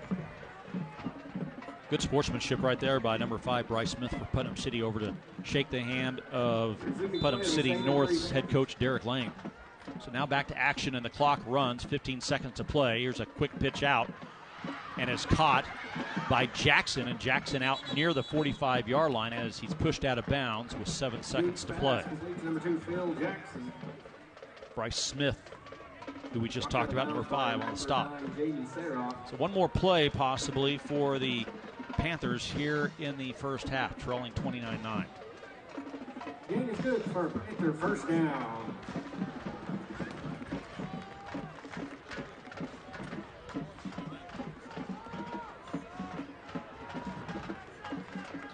Here is the handoff to Oliver. Oliver, good run across midfield, picks up a first down. 2 seconds remaining. Clock is stopped. They cannot stop the clock. Tackle made by number 8. Can they get up and get lined up and get a play off? No. And they're not going to be able to run a play. Thought they were going to be able to snap it before the clock ran out, but they do not. And that, I believe, is the end of the first half. Everyone's kind of looking around saying what's going on, but I believe that is the half. Actually, there could be a flag on the play. Well, Putnam City doesn't seem to care because they're going to the locker room. And I believe now that, so no flag on the play. They've wiped off the flag, and that is it. We are at halftime, 29-9 our score, and I believe Ed Murray is with the head coach of Putnam City. Let's go down to Ed. Well, Coach Whitson's second play of the game, what an electrifying catch for a touchdown. And when you can hold the snap down, your offense is working pretty good. Yeah, we talked about it pregame. Honestly, that play happened the exact same play last week against Ponca where their guy intercepted it. It's about time we got a bounce, which was nice. Yeah, you talk about a frustrated head coach when you cannot get a snap. We're going to keep figuring it out, and our kids are going to keep fighting and making up for the mistakes just like we've tried to all year. Still, you're in good control here at halftime. What are you going to tell your fellas at halftime? Keep fighting. They're going to come out and fight. It's a rivalry game. You never know what can happen. Crazy things happen. So we're going to go out and keep playing hard and try and play a little smarter. All right, Coach Whitson, good luck in the second half. All right, it has been a hard-hitting, hard-fought, emotional game, fellas. We'll have a great second half coming as well. Jack? All right, thank you very much, Ed. 29-9 our score at halftime. We're back with the halftime report coming up on the other side of the break. Stay with us.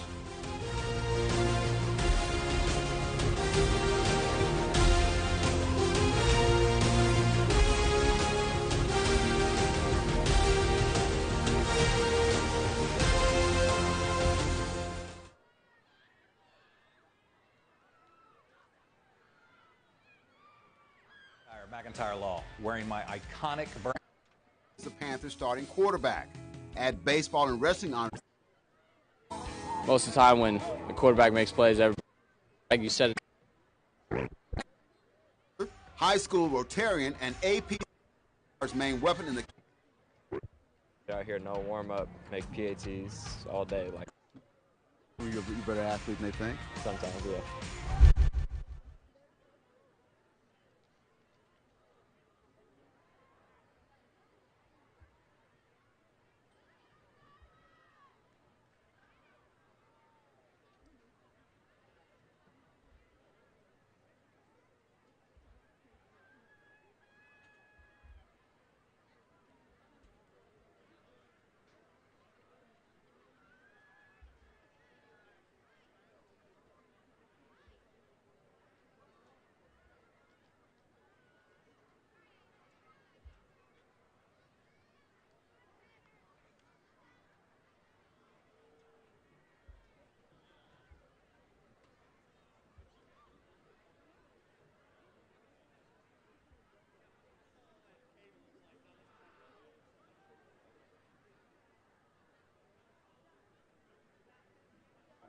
Please help me welcome the North Dance Company from PC North and the Eclectic Dance Company from PC Original to the field.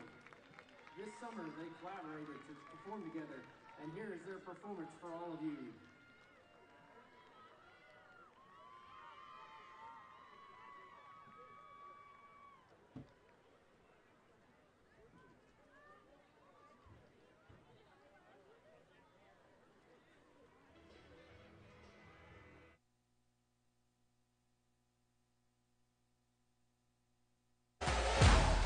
You're watching Friday Night Rivals. Now, time for the 1-800-GOT-JUNK halftime report. I'm Noble McIntyre, McIntyre Law, wearing my iconic Burns Flat jersey that sort of still fits, and I'm proud to introduce this week's Scholar Athletes.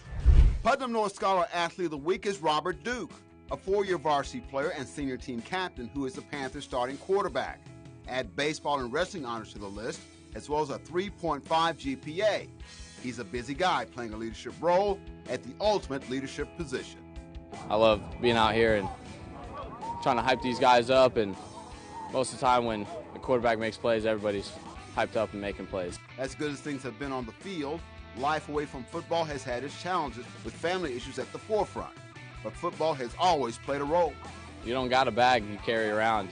And if you do got that bag, you set it down on the sideline and you just play for your guys. And it's just, if you're lacking the love and support somewhere else, then you find it here with these guys. I love them. Robert is all about the business of football because he's all about his business. I run a tree trimming business. It's called R&D's Trees LLC. It's pretty fun. I do everything from planting it to removing it. Full-grown trees over houses, in between this, in between that. I do everything. You get involved with that? I did one job for my grandpa and grandma, and I was up there climbing like a little kid, and my stepdad threw me a chainsaw, and ever since then, it's kind of just taken off. I love it. Putnam City Scholar Athlete of the Week is Joseph Cervantes. He's a DECA officer, high school Rotarian, and AP Scholar, which ties into his 4.36 GPA. Soccer is his first love, which led to him not only being a 3-year varsity performer on the pitch, but also on the football field, where he's become the Pirates' main weapon in the kicking game through hard work. Working on simple stuff, fundamentals, like don't even need to kick the ball, just simple things like if I'm punting, working on my drop, if I'm focusing on the field goal, doing it on air, just fundamentals. I was a basketball player, and a lot of times things was just kind of like muscle memory. Is that the same thing with being a kicker? Absolutely. You know, I could get out here, no warm-up, make PATs all day like it's nothing in my sleep. Being good at a task doesn't rid him of nervous moments. Always. But, you know, just getting in the right headspace, you know, just helps me out getting away from everybody, make sure I'm focused to go and make that kick. Joseph is not one to let his position keep him from showing his overall skills as an athlete. Absolutely. You know, I get out there, I've been out here during practice before, DBs, go run some routes, show them up a little bit, you know. Some of you are better athletes than they think? Sometimes, yeah. Congratulations to our Scholar Athletes of the Week. These athletes are entered for a chance to win a $5,000 scholarship from McIntyre Law. Thank you for watching Friday Night Rivals on CW34.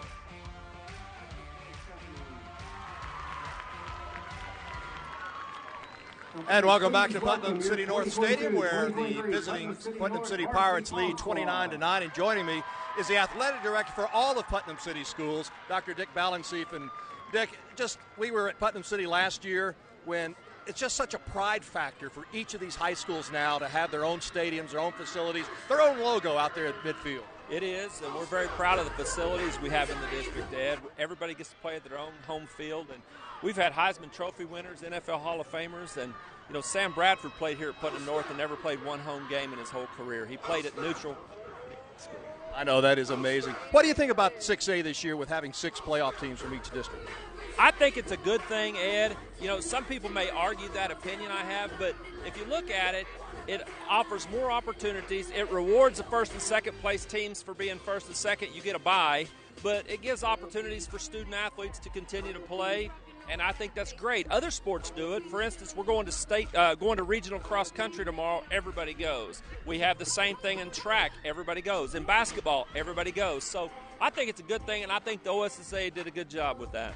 Now, you're here representing Putnam City High tonight as their representative. So how about the Pirates season this year? Well, the Pirates have had a funny season. You look at them on paper, and they have a 2-5 record.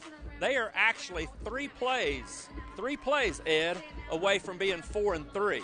They had a really tough situation at Lawton where 2 plays took off 14 points. They lose by 13. And then against Ponca City last week, they had multiple opportunities, and they had just a tough night. So they should have beat Ponca City. But I don't want to take anything away from Ponca City. But Putnam City is 3 plays away from being 4-3 versus 2-5. So that's one example of the playoff thing being a good opportunity. They're about to turn the lights off on us here, but PC West quickly. Hadn't won a game since 2018. They got 2 wins this year. Coach Alexander's done a great job, and the kids are playing fundamental football, and he's done great with them. Dr. Dick Balancifan, athletic director for all of Putnam City Schools. Great Hall of Fame again. You had a great Hall of Fame induction. As he mentioned, Heisman Trophy winners, NFL Hall of Famers. And right now he's representing Putnam City, and the Pirates have a 29-9 lead over Putnam City North. We'll talk to the principal of Putnam City North when we come back.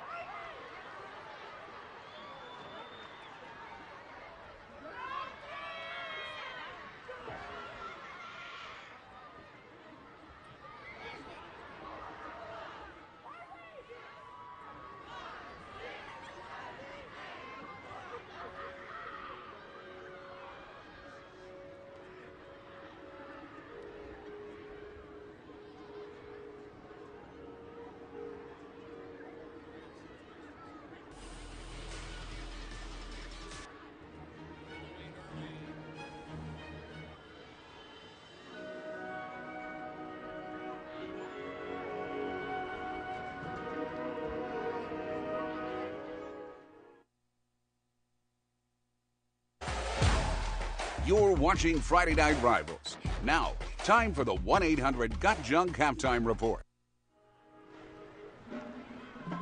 Well, welcome back to Putnam City North Stadium. Joining me is the head principal of Putnam City North, Carol Bird. Carol, what do we got going on out here right now? It's beautiful. This is incredible. This is our Putnam City North band, and every year we do a light show. We turn the lights off, we put glow sticks on, and we do our whole entire show in the dark, and it's just phenomenal. Speaking of phenomenal, we just did a piece on your scholar athlete, Robert Duke, the quarterback. Very special young man, because all eyes are on the quarterback in a high school. Yes, they are, and Robert stepped into a role this year, and we are so proud of him. You will not find a young man of higher character. He excels in the classroom, obviously with the scholar athlete, on the field, and he's the kid in the hallway that wants to make sure you're having a good day. Now, this is our second time to talk to you, but the very first time ever here at Putnam City North Stadium. I've been waiting to visit this place. It's just so exciting to be here. Oh, we absolutely love this stadium, and the patrons of Putnam City that put forth the bond elections for both us and West to get our own stadiums. It makes all the difference in the world for our kids and just our sense of community and belonging and pride, and it's a really pretty place. But it's just one facility of many that you've got going on. Just opened your new tennis center, and there's much more going on. Oh, the tennis center is phenomenal. 6 brand new courts over there. We've got locker rooms. It's over on the north side of the campus, and it puts us in position where we can start hosting things and outreach to the community, to some of our smaller schools in the area, to have a great place that they can come hold tournaments. Carol, Putnam City North just was honored this month with a National College Success Award, meaning this school is way above average in preparing its students for college. What is a day, what is the environment you're trying to create here at Putnam City North? We have a saying that we're preparing Panthers for college, career, and life. And that's what we're trying to do. We're trying to make sure wherever it is that they go, that they are ready to go when they walk out the door. And so college is a piece of that. Lots of college experiences. We bring the colleges in to talk to the kids. Every week we've got 2 or 3 colleges coming in. just to give our kids that experience and let them know it really is accessible to them. And you also love to share. Just here recently, you had a lot of small schools come here to your stadium for a band competition, state band competition. We did. We got to host a small school.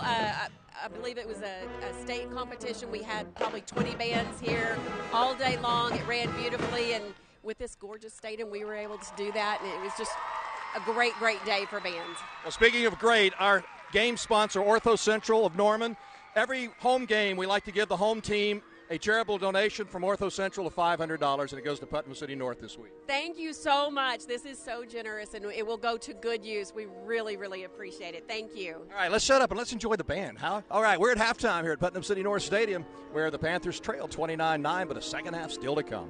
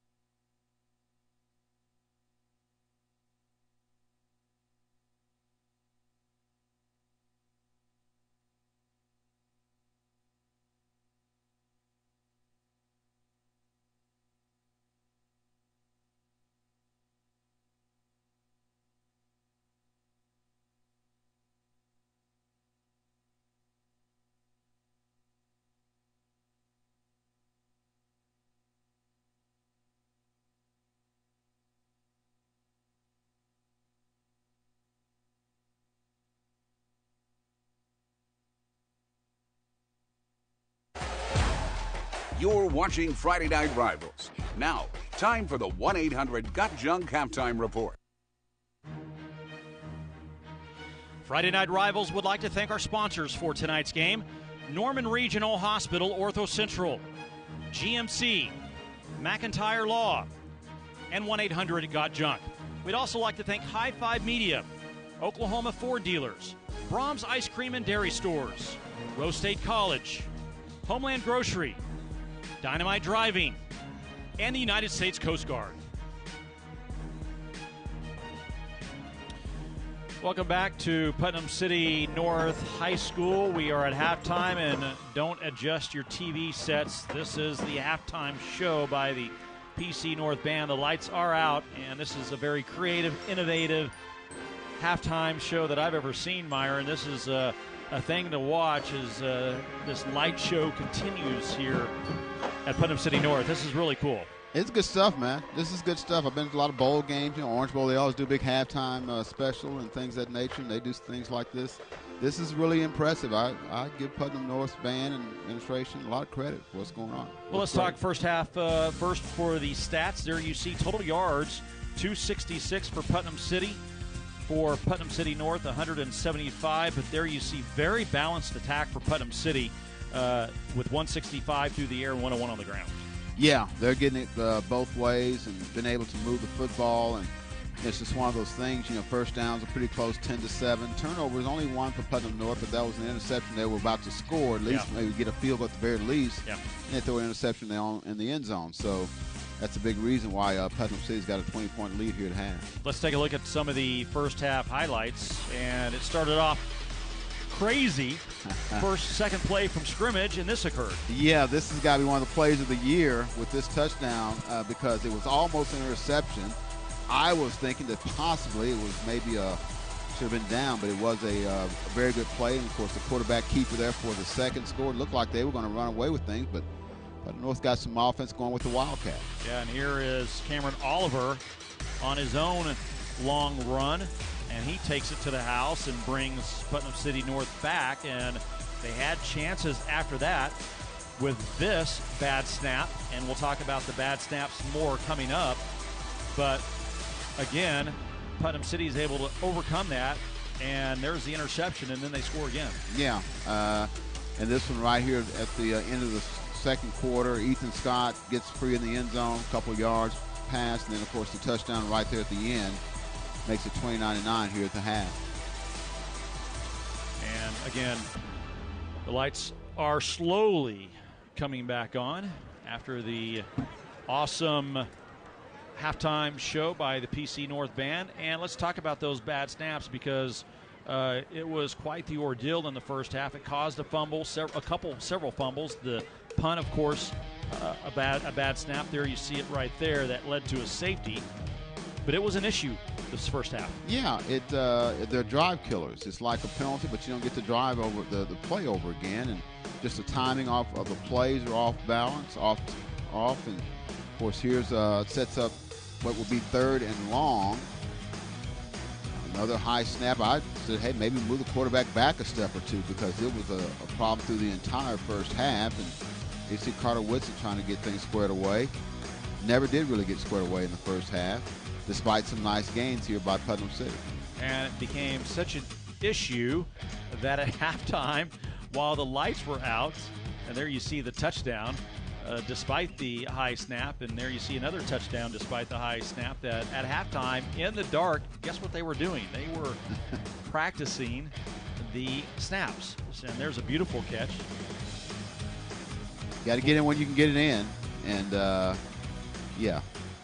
And, of course, there you see a shot of the stadium. And that's not our light on, so that's got their light on. Yeah, I don't know who that is. right next to us, I guess, but that's where we are.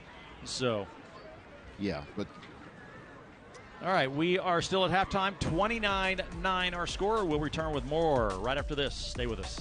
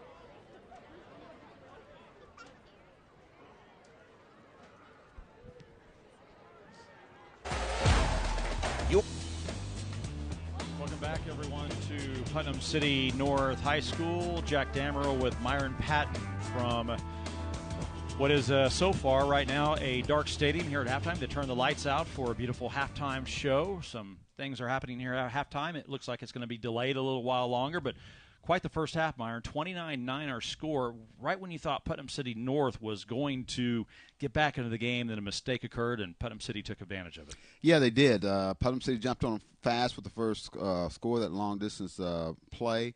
But Putnam North has kind of had some issues with either penalties. Looked like they're about to score a touchdown. They throw an interception in the end zone. The thing that's worked for them is kind of the two-quarterback situation. The Wildcat has been a successful deal. The thing you worry about second half, the Wildcat's one of those things that the defense has a chance to go in the halftime, kind of figure some things out. Mm-hmm. Will it be as successful in the second half? Let's talk about these two teams. Do you like the expanded playoff? Because teams like this who are on the bubble now get that shot at going to the playoffs. Yeah, I kind of agree with Dr. Balancef, and I like it. Just from the standpoint, it does give an opportunity to continue your season. You know, he brought up a good point, that, in basketball they have district play for everybody. Yeah. It's not just a certain team. So this is a chance to kind of lengthen your season, give you that second chance if you get off to a slow start. And these are two teams that are a good example of that. Putnam City comes in at 2-2. They win tonight. They're 3-2 in district play with games left to be played. So there's still a lot to be played for. And of course, Putnam North, they go to 2-3 if they find a way to come back and win. So it keeps your season alive. So I do like the expanded playoffs. And of course, the Pirates have not been to the playoffs since 2017. Last year, Putnam City North made the playoffs, lost in the first round. So this would play to advantage of a school who's trying to get back into the playoffs. Yeah, it definitely would. And, for a couple of programs that, frankly are trying to rebuild and get back to what they once were. You're talking about two schools here in Putnam City and Putnam North. They have a lot of winning in their past. And throw Putnam West in there as well with Willis Alexander trying to get that program back. All these schools are trying to rebuild and regain some past glory. And getting a playoff spot, even if you don't advance, will be a big part of doing that. They've all got new coaches, young coaches, and Carter Whitson, Derek Lane, and Willis Alexander with Putnam West.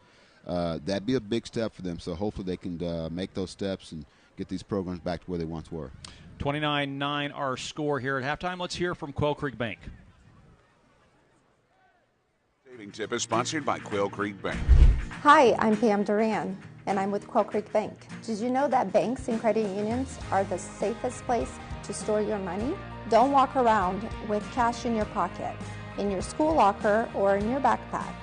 Smart kids keep their hard-earned cash in an account which they can access anytime using their debit card. Debit cards are a safe and easy way to use an ATM. Buy things you need and pay bills. If you don't have a free checking account, come see us. Quail Creek Bank is here to help you start your financial future off right. To learn more about Quail Creek Bank, go to quailcreek.bank or visit their 122nd and North Main location.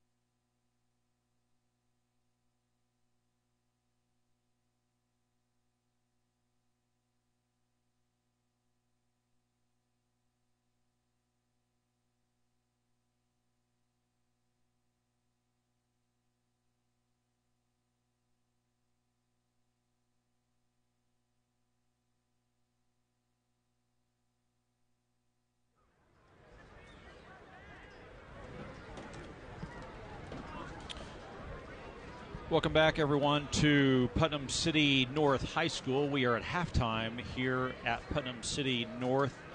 We are in an extended halftime right now because of a medical incident that happened here at halftime. And so we hope everything will be okay. And so both teams are back out on the field, but Myron, this is something you never want to see is a medical incident like this, and just tough news right now for the PC North family. Yeah, and won't go into detail because, frankly, we don't know any details to give you or whatever. But it's held things up. Both teams are out, or at least the kickers. And Putnam City's on one end, Putnam North on the other. But right now, everybody's just kind of in a holding pattern, trying to see what's going to happen. And so, as soon as things resume, we'll resume. But there's some more important things to take care of. And from a football standpoint, obviously that's secondary to someone's health or whatever, but from a football standpoint for the teams, it's a longer break that you normally would have, and if you're Putnam North, you're trying to figure out a way to get back in it or whatever. But obviously what's going on right now is just more important.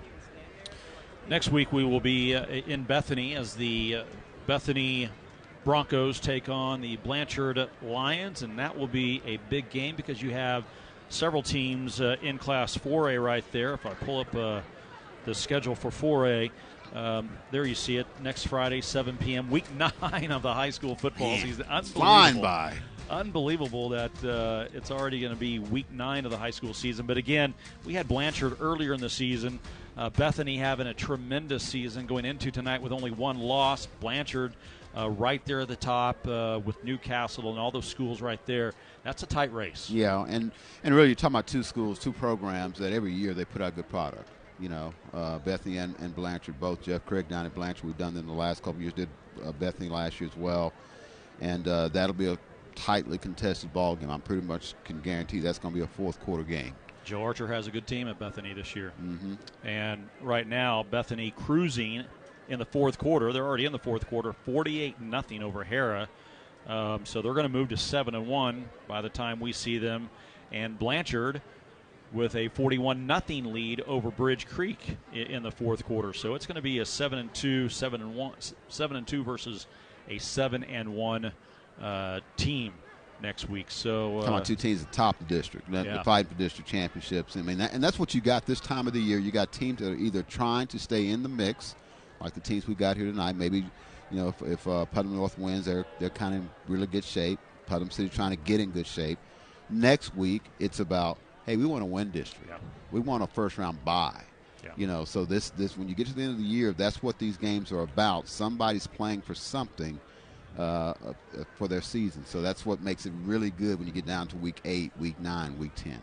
And really for Putnam City, a win tonight, and they're in control right now, 29-9. They need some help. And Lawton, who is above them right now, losing to Choctaw, 29-6 deep in the third quarter. So a loss by Lawton, if they were to go ahead and lose that game, would have helped with a Putnam City win tonight. So you always need help when you're trying to get to the playoffs. Yeah, and who plays that spoiler? That team that's out of it, they get to kind of play a role as well. Maybe come through with that game of the season performance and spoil somebody's dinner, so to speak. And so that's what they're trying to do. Deer Creek, of course, looking good tonight, 64-0 over Northwest Classen. And, of course, Ponca City over Capitol Hill, 67-0. Of course, last night, and here's something that you need to talk about. You look at those scores, Myron, and you look at what happened last night in Tulsa with Jinx with a 90-9 win over Southmore. Say that again. 90-9. I did not stutter. It is 90-9. At what point, and other states have the mercy rule in football. We have it in soccer where a team gets up by 10 goals, the game's over. Yeah. In football, at what point does OSSAA talk about a mercy rule in football where most other states it occurs around 42 to 48 points? Yeah, you see the running clock, and that's kind of the mercy rule of Oklahoma, whatever. Yeah. If you're a program, depending on the program, and Westmore's, Southmore's been down for a while. Westmore's actually had some pretty good seasons. You kind of like, well, we don't want anybody stopping the game for us because we're, but I get it, and you're talking about, are they running up the score? Well, what happens, you put your second or third team in there, and hey, they practice, too. they want to play, they Yeah. don't want to just take a knee, and they want to get out there. It's their chance to play and show what they can do. So it's kind of a tough call or whatever. But I don't know if we're going to have a mercy rule or not. That's something that maybe David Jackson, the OSSAA folks, will think about in the future. And you also have to think is if I'm a high school kid, whether I'm losing or not, I want to play. Yeah. And I would not like the mercy rule. Granted, no one likes to get blown out 90-9, but I think I would still want to play as a player. Yeah, and let's be real. A lot of this is because the east side of the state, especially in the larger classes, they've been so dominant in 6A for so long. It was Jenks and Union, and then Owasso broke through in 1-1, Broken Arrows 1-1. Now Bixby's the big bully on the east side, and it's just kind of swapped out or whatever. And of course we can talk about splitting school districts and things of that nature, where that's good. But I personally think it is. I mean, we were talking about the band and what a great job they did here at halftime. Well, if there were one school district, just one Putnam City, there's a bunch of band members that would not be taking part in that. So that's why I always look at it. It's not just about the football or basketball team. It's about the entire school process and having as many opportunities for kids to take advantage of being in high school band, debate, cheerleaders, as well as the athletic parts of it as well. But, hey, I get it. People want to win. Yeah. Let's take a look at the schedules, the remaining schedules. Let's take a look at Putnam City's schedule first. And here is tonight, Putnam City North. They lost last week against Ponca City 13-7 in a game they really should have won. But they play Choctaw next week at home. That'll be a very tough game against Choctaw. And then they close it out against a struggling Northwest Classen team at Northwest Classen at Taft Stadium. So they do have a chance to get a couple more victories going into the playoffs. Yeah, and you get a couple wins going in. If you make the playoffs, going in feeling good about yourself, obviously you have a tough first-round game against somebody who's going to have a better record, but you never know, And, two, like I said, just getting to the playoffs for programs that are building is a big thing, because suddenly, you get kids, hey, I want to play football. I want to get involved. And so let's hope that we'll see if that works out that way. And we will take a look at Putnam City North's schedule here in a bit. But I believe Ed Murray is with the head coach of Putnam City North, Derek Lane. Ed, take it away. Well, Coach Lane is with me. Coach, you just got hit by a buzzkill there on that second play. You thought you had an interception, went for a touchdown, but, boy, you went to that Wildcat with Cam Oliver and got right back in the thing. Yeah, that's been a great package for us. We started doing a little bit of it last week and just been continue to build off it. And he's just a playmaker, so it's just another way for us to get the ball in his hand. That second play, it's just one of those things where, if you have a chance to make a play and you don't make a play, a lot of times they're going to score. We saw that on that play there, and then also a few times on defense where we had them in 3rd and 15. We get a penalty, they get a first down, they go score. We get another time where 4th and 5.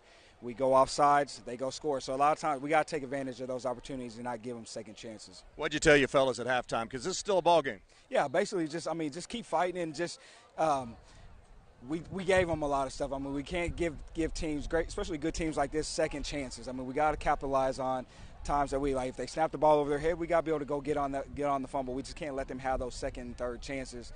We just got to capitalize on mistakes and capitalize whenever we have a chance to make a play. I'll let you get back to your team because it's a little unusual here. You get the delay here after halftime, so I know you got to kind of work things out here a little differently. Right, thank you. All right, Coach Lane, good luck in the second half. Coach Derek Lane, his team down 29-9. We will be delayed. We are waiting for an ambulance because of the situation here at halftime, and so we will be delayed for a little bit of a while. Jack? Okay, thank you very much, Ed. And here, as we were talking schedules, Myron, before the interview, here is PC North's remaining schedule, of course, tonight with Putnam City. And then they have Lawton, who comes to town. A very winnable game for the Panthers. And then they go to Deer Creek, who's having a great season. Yeah, Deer Creek is, of course, they went to the finals last year, 6A last season, 6A2, and they're good again this year. And so they got some work to do. If even the win tonight, they still got some tough games in front of them. But winning can sometimes breed winning. But right now, they got to see if they can get back in this ball game down by 3 touchdowns. And Deer Creek is rolling tonight over Northwest Classen in the fourth quarter, 64-0. And again, here we are at halftime. Putnam City North High School. We are delayed after halftime due to a medical incident that occurred during the halftime show. And so that is why the teams are on the field warming up. They continue to warm up, but again, concern right now is not the football game, but the medical incident that occurred during the halftime. Yeah, and this is, like I said, just from a football standpoint, how you deal with this. I mean, even for Putnam City, you got a nice lead, but it's almost going to be when they do resume play, you're starting over. It's like another kickoff or whatever. So both teams will have to deal with that, so I don't say anybody will have an advantage. But the biggest thing is that the medical situation is taken care of. That's the most important thing. And hopefully this situation will, this person will get the medical attention that they need, and everything will be okay. And again, as a player, you never expect delays like this, but sometimes they do happen, and most of the time it's during a play when a player is injured severely, but most of the time it doesn't happen at halftime, but it does here. And so nonetheless, great medical staff here for Putnam City North, quickly on it, and so I believe if it were a baseball game, it'd be a rain delay. It would be, yes, no doubt. So again, halftime 29-9 our score. And so we will take a break and come back with the second half kickoff after this.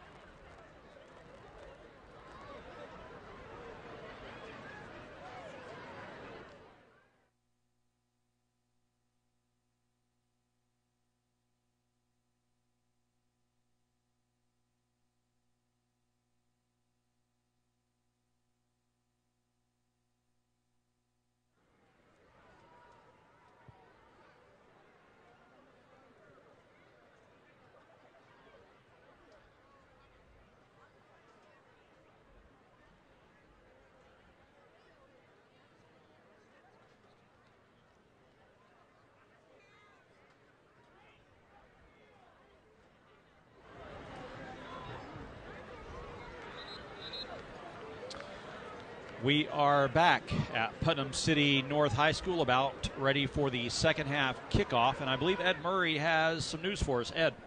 Yeah, Jack, Kamarion Jones got knocked woozy there late in the first half. He's down here on the 35-yard line. He's got an ice bag on the right side of his neck. I did talk to him, though.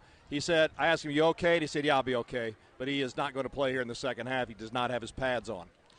And that is a huge loss, Myron, for the Panthers, because he leads the team in rushing and had a great first half until that injury. Yeah, and you need some playmakers here to get back in this ball game. Some guys that can break off some runs and give you some big plays, and that's a big loss for them. They do get the ball here to start the second half, though. All right, we're ready to go with the second half underway, and here is Alex Garcia on the Ortho Central kickoff, and it is a line drive taken by Oliver, who steps into the end zone, and it's going to be a touchback. And so the Panthers will start third quarter, first down and 10 at their 20-yard line, down by 20 points, 29-9. So let's see how both of these teams react coming out of halftime and having an extended halftime by, what, about 15, 20 minutes at least. Oh, yeah. who comes out flat, who maybe can, if you're north, you're trailing. You got to get your engines going fast, and they're coming out in the Wildcat, and that's been the most successful offense here in the first half. Cameron Oliver in the backfield. 5 wideouts, and here is Oliver. High snap, and that is going to go for no gain. So it's going to be 2nd down and 10. They try to fake left, go right. Nothing there. Like I said, they've had a halftime and then some to kind of figure out how to deal with this Wildcat. I'm talking Putnam City, so we'll see if they're successful or if Putnam City North can continue to find some holes. Because if Oliver gets a crack, we've seen he can take it to the house. He's got the speed to do it. 2nd down and 10. And he takes it himself, slips, but able to maintain his balance, but only back to the line of scrimmage again. And it's 3rd and 10. He's going nowhere. And right back up the middle, twice in a row, Kevin Truss, number 54. Also Keith Sumter, number 45. And then you have Tajay McCoy. That defensive front really holding tight against this Wildcat. And now we see Robert Duke, the quarterback, back in the game for the Panthers. Well, and that signals a pass, and this is obviously a 3rd and long. Duke drops the snap. He's hit, and the ball is loose. I believe he's able to get it back, but he was rocked hard by Tajay McCoy, and they say he fumbled it. The Pirates have recovered the fumble. Tajay McCoy recovers the fumble. Let's watch it again. He got a pretty good smack, tried to get it, and boom. That almost looks like helmet to helmet there. In any case, he was bumped off the ball, and the Pirates have the ball in great scoring position right now. They can really put a nail. I know we just started the game here in the second half, but they can really take control with the touchdown here. So they take possession at the Panther 14-yard line. Just underway in the 3rd quarter, 10:40 remaining. And Tajay McCoy, after the recovered fumble, is in at running back, and he takes the handoff. Running right, just runs over a couple of players. And that was just, you can really see it from up here in our booth, and now we have an injured Panther on the ground after that hit by McCoy. That may have been the guy he ran over. My gosh, he gave him a forearm right there. Excuse me. I've got places to go, and you're in the way. And, he paid for that one. Goodness gracious. And I'm not sure whether the injured player is Phil Jackson, number 2. I saw 2. And if they lose Phil Jackson, that would be a big loss. It's 23, I've been told. And that'll be Kelvin Tucker, I believe, who is the injured player. So while we have this injury timeout, let's take a break. 29-9 our score.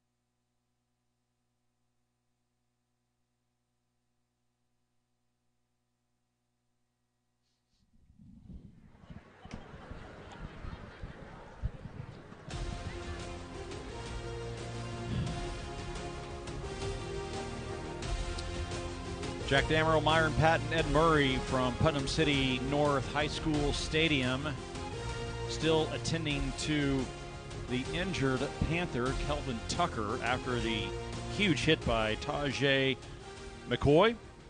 Coming up at the end of the game, or in the 4th quarter, I should say, if we ever get to the 4th quarter, will be the Dynamite Driving Drive of the game. Dynamite Driving Test 7 days a week, and there you see us. Second level, bottom level, I guess, right next to the stair. We're here. We're here, yes, we are here. At the conclusion of tonight's game, we'll also select the GMC player of the game, and this is a serious injury for Tucker, and you hope he's going to be okay, and now he's up. Holding his mouth, so maybe the hit by McCoy was in the chin area. Well, he's walking on his own power, and that's good. That's good, yeah. And he may have lost some teeth. Hope he has his mouthpiece in. Resuming play, it'll be first and goal. So now we're ready to go after the injury. First down and goal for the Pirates from the Panther 4-yard line. Under center is Kiefer. The pitch to the goal line. Is he in? Yes, he is. Touchdown, Bryce Smith and the Pirates. Bryce Smith in for the Pirates touchdown. Just found a little crease there on that right side. And that's a great way to start the second half for Putnam City. They get the points on the turnover. And here is the touchdown run by Bryce Smith, his second touchdown run of the season. He's in there somewhere. There he is right there. Yeah, he's crossed. Ball kind of moving there, but he still got it. Is he down before he crossed? No, I think he's in there. So here's Cervantes for the point after. He's been perfect tonight. 35-9 our score, and now a whistle. And they stop play for some reason. The holder, Ethan Scott, has been asked to leave the game, and now they have to get a new holder in. And that will be Elijah Asbury, the sophomore third-string quarterback. Bad snap, and the kick, I believe, is blocked. Yeah. The extra point is blocked. And that is the first PAT of the year that Cervantes has not converted. And number 1, Destin Lay. And you go back to the bad snap again, Myron. Yeah. The snap came almost behind the hold. He had to go back and pull it back in front, and that took a little extra time. He did a good job to get it down. But in any case, good play by Putnam North to block the extra point. 2 plays, 14 yards, 14 seconds on the scoring drive for the Pirates. 35-9 our score. Still a lot of work left for Putnam North to get back in this football game. You can also pay using a credit card with the app. Ladies and gentlemen, at the conclusion of tonight's game, There's a lot of time left. A lot of time. Hope you got your nap in earlier this afternoon, Myron. I did, exactly. I did. I did give a nap in. Tough night for that man, Derek Lane. You feel for him. His team on the verge in the first half of getting in this game and actually taking a lead, and then some turnovers happened and extended halftime because of a medical incident, and now this, a fumble to start the second half that led to a Pirate touchdown.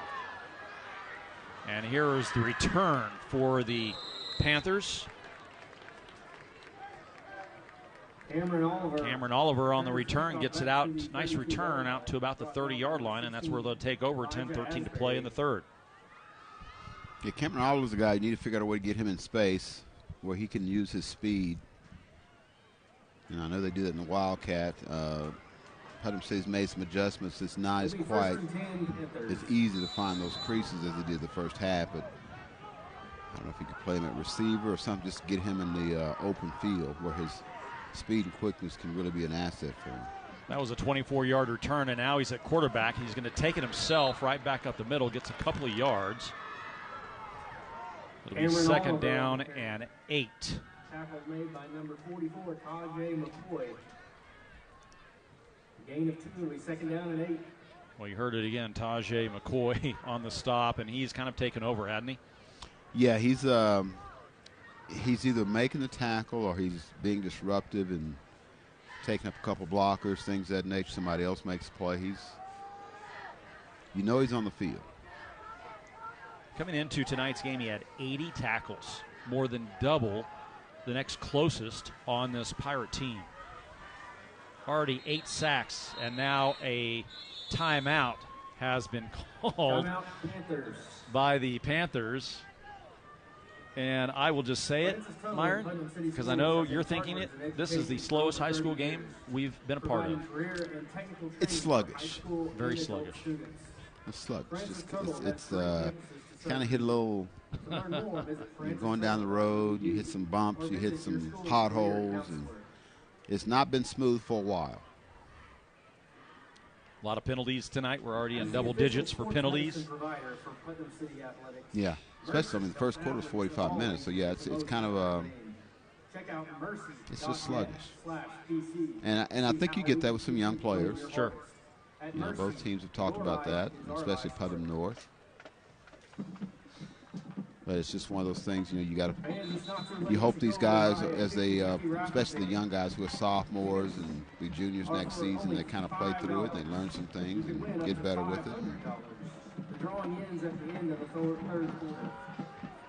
So now we're ready to go, and Oliver back in the Wildcat. 4 wide receivers to the top of your screen, 1 to the bottom.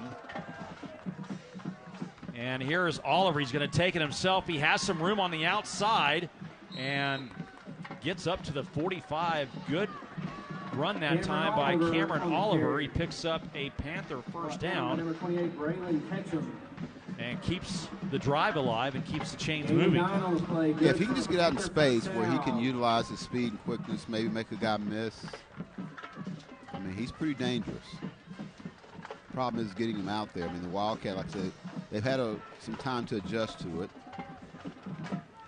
Here's the handoff on the end around, and this is Churchwell, and Churchwell is going to be dropped for a loss back at the 40-yard line, a loss of 5 yards, making it 2nd and 15. Negative yards on first down is not good because you get yourself in a passing situation, and that's when you got to bring the other quarterback, Robert Duke, in, and maybe he has a chance to do something, but then that allows Tajay McCoy to tee off on the quarterback. I liked your halftime report on Robert Duke. My grandfather gave me a chainsaw, and I just went after it. Yes. Haven't stopped. Yeah, and so he's got his own business, a tree trimming business. How many high school kids have their own business? Here is the pass by Oliver, and it's caught across midfield to the 45-yard line, and a flag is thrown late. It's going to be pass interference on the Pirates. They'll turn that down and say, give me the first down. They definitely have the first down on the play. Sloan Foster was the receiver on the play. First pass, I believe, of the night by Cameron Oliver. Yeah. Just a little slant route.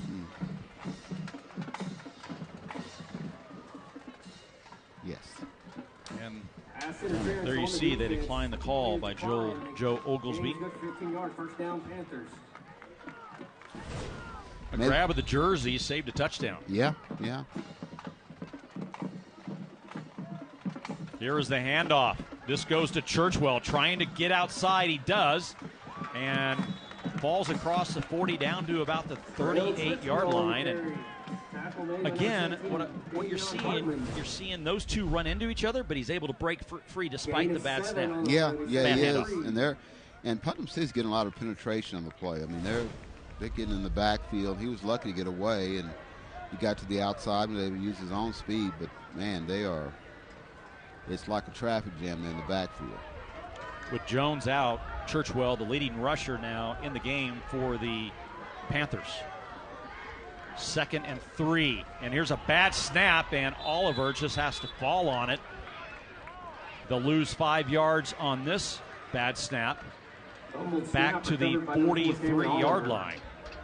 Both teams, both head coaches have to be frustrated at the snaps tonight.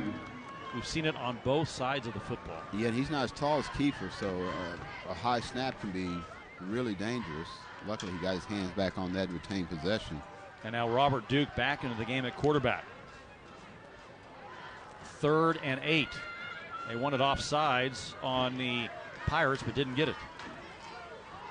5 seconds on the play clock. And here is Duke. He's in trouble back at midfield, and he's sacked at midfield. Tajay McCoy on the sack. His 9th of the season. Well, if he could have had some time, he had Oliver on a post route wide open, but unfortunately, this is what Robert Duke is seeing. A bunch of white jerseys in his face. Loss of 5 on the play, 4th and 15. Loss of 5 yards, 4th and 15, and the Panthers will kick it away. Could have got the ball to Oliver. That's 6.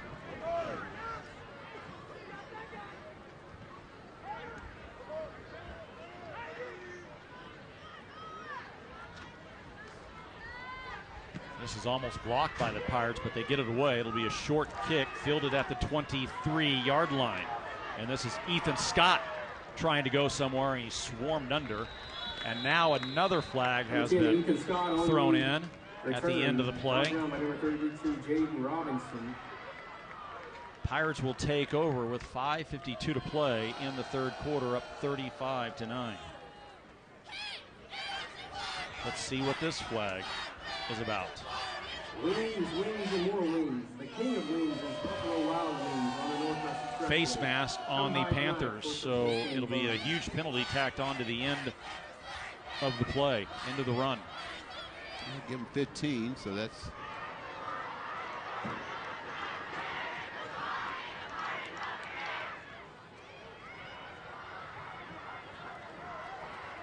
They only move it up to the 27, so 1st and 10 for the Pirates at their 27.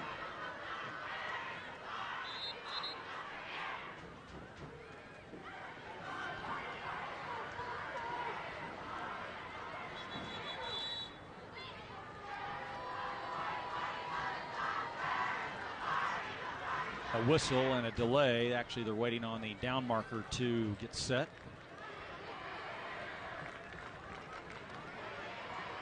I think the down marker thought it was 15 yards too, which I don't know why I didn't, if it was a face mask. But. Here is the handoff right back up the middle, and this is Smith on the carry. Spins his way across midfield and thrown down at the 45 of Putnam City North. He said, I'll get that extra yards on the run, and boy, look at this spin move. He's going to get to pick up a few yards, like right there. Spin cycle. 29-yard run by Bryce Smith into Panther territory. 1st down and 10 from the 44. Kiefer, handoff to Smith again. Right back up the middle. A gain of 4, maybe 5. Let's call it 5. 2nd down and 5. Tackle made by the 45, Rocky Curry. Bryce Smith came into tonight's game for the Pirates, a leading rusher. He's added at least 30 on this drive alone.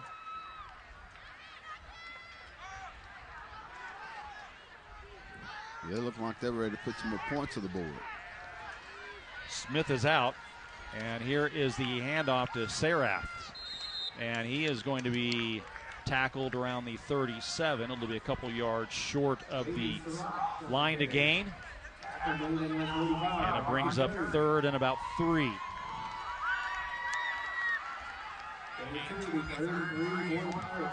They're going fast here, up tempo. But of course, we got a flag. And it's going to be, I believe, on the Panthers. Yeah, it's pointing that way. Sideline warning. It's just only going to be a warning. Next one will... The official must have run into somebody on the sideline, I guess. That's generally what they do. And then they give you a warning, and the next time... Mark it off. Yeah. 3rd and 4. Here's the handoff to Sarath. And he's dives across the 35 down to the 34. That's going to be awfully close to the first down. Let's see where they spot it.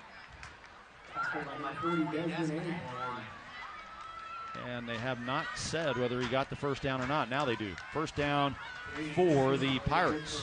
That is an Oklahoma Ford dealer's first down.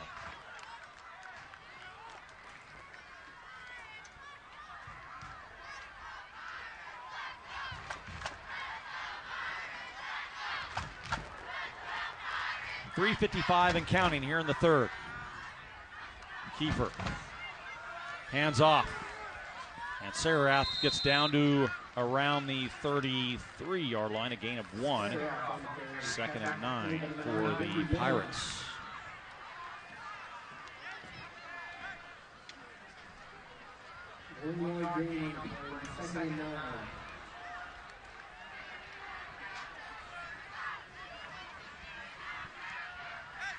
Well, they were up tempo. Now they're kind of slowing things up a little bit. We've got another whistle. And the referee wants Bryce Smith to go over to the sideline. Some equipment problem for Smith. And so he exits, and here is Sarath back in the game.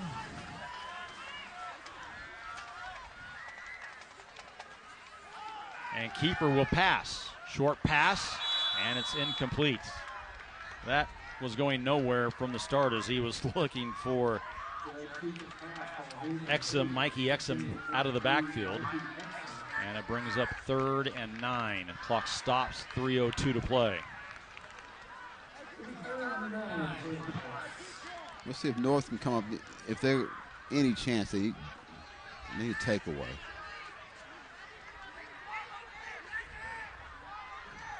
Need something good to happen. You need Putnam City to help you to get back in this game.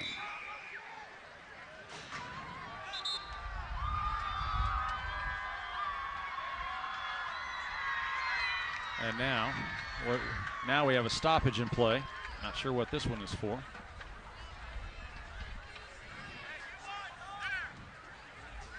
So they move the football from the left hash mark to the right hash mark.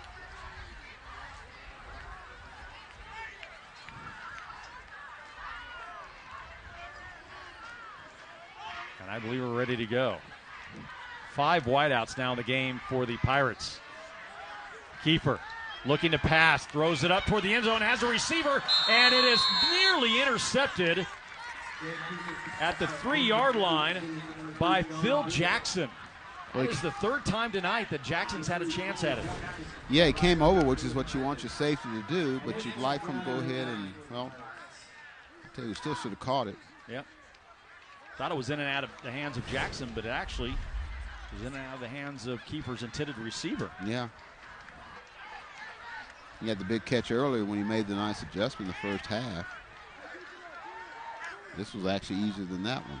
4th and 9, and the Pirates are going for it. They need to get to the Panther 24-yard line. Kiefer now under center. He's trying to draw the Panthers off sides, and now a timeout has been called as the play clock winds down to 0 with 2:53, and they're going to bring in the punting team. Well, we saw Cervantes delay a game, so it's delay a game against, not a timeout, delay a game against the Pirates. I would have liked to have seen Cervantes try a long field goal. He was kicking 45-yarders in practice before the game. Yeah. And now here's his punt. This is going to be a good one. And it bounces at the 10. And down at the 1-yard line. It kind of took an awkward bounce as 3 Pirates were there. And they make the play and down it at the 1-yard line. They put Putnam City North as deep as they can get. Looked like it was going to get by them, and like they've been a bit too greedy. Let's watch it again. It's getting close. Oh, we're going to get this one deep. Somebody I thought you had it. No. And finally, Elijah Asbury makes the play.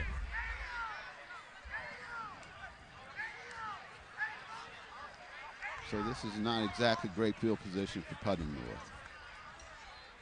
Especially when your best offensive weapon has been a Wildcat, and they've been making a lot of penetration, so it's not very good. We'll see what the see what they can draw up just to get out from the deep in their own territory without giving up a safety or even worse, some kind of mistake that ends in a touchdown. There you get a good look down the line of scrimmage at the 1 yard line. Oliver is the quarterback, or is that someone else? That Oliver is the quarterback. Actually, it's Phil Jackson, the quarterback. And he hands off to Churchwell. And Churchwell gets a little bit of breathing room out to around the 5 yard line. It'll be 2nd down and 7, and wouldn't you know it, there's another flag on the play, or did they take this one up? I mean, we're to the point where we're getting a flag on every play. Unsportsmanlike conduct on the Panthers. And so he's going to talk to the coach, and this is where you wish that, hey, just talk to both coaches. Listen, talk to your players. Said, it's late. The score is pretty much out of hand. Not saying it's over, but let's get our players under control here. If they're truly doing things. Ball spotted at the 2 yard line. Here's a little nifty move, and getting out to the 10 yard line is Churchwell. He was about a step away from breaking a big one. Yeah, at the end of this. That would we got to see a track meet, maybe see who's got some real speed. Just an ankle away from making it a foot race. And he picked up a 1st down, so 1st down and 10 at the 11 for the Panthers. And Oklahoma Ford dealers 1st down. High snap. Jackson has it, throws it up, and it's incomplete, but there's flags all over the place. Yeah, they kind of had his arm there. That's going to be pass interference.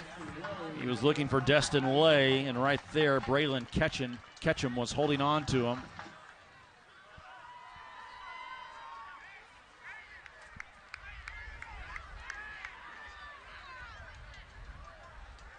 Now he's pointing the other way, but I don't think that's the other way.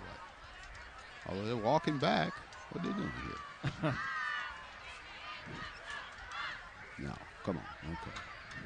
This is going to be on the Pirates. Yeah, that's what gives the Panthers a 1st down at the 26 yard line. 1:46 to play in the 3rd. Let's watch it again. Yeah, he's got his arm right there. Not letting him pull that other arm up to try to make the catch. It's not the NFL, no spot foul, only 15 yards. Here's the handoff, and this play is going nowhere. Oliver on the carry for the Panthers. No gain, 2nd and 10 as we play under 90 seconds here in the 3rd quarter. 35-9, the Pirates are in control of this one so far. Yeah, there's some holes there that if you can just get by that first wave of,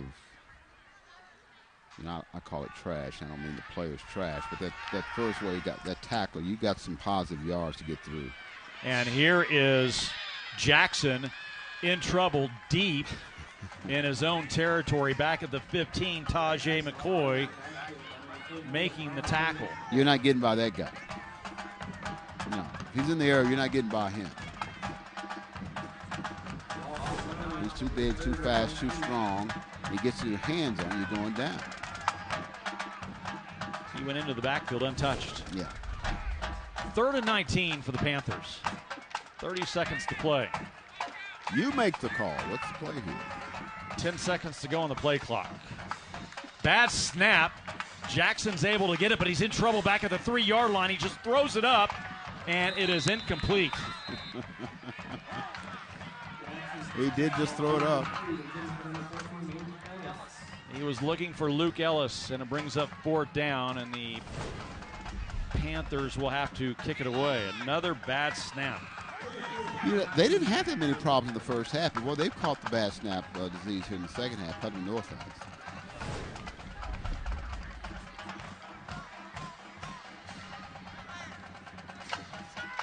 Oliver Oswald to kick it away for the Panthers, standing back at his own 3 yard line. Ethan Scott on the return for the Pirates at midfield, and here's a bad snap. And he's going to take it himself. He's going to run with it, and he's going to be tackled at the 18, and the ball will go over to the Pirates on downs after the missed handling of the snap on the punt. And if you're Derek Lane, you're saying, what else can go wrong tonight? That was not a call fake punt. That was not a call. It's like, oh, I don't have it. I dropped it. I kicked it. Oh, let me pick it up. Oh, nope, there's someone there. Oh, let me run. I'm not running very far. Just a mistake. That was not a call. Just a mistake. In any case, the defense is backed up. This is 2 drives that Putnam City's had here deep in scoring territory inside the red zone based on mistakes by Putnam North. This should be the last play. Will I say that? A flag is thrown. The pass is out wide and caught by Sean Hill.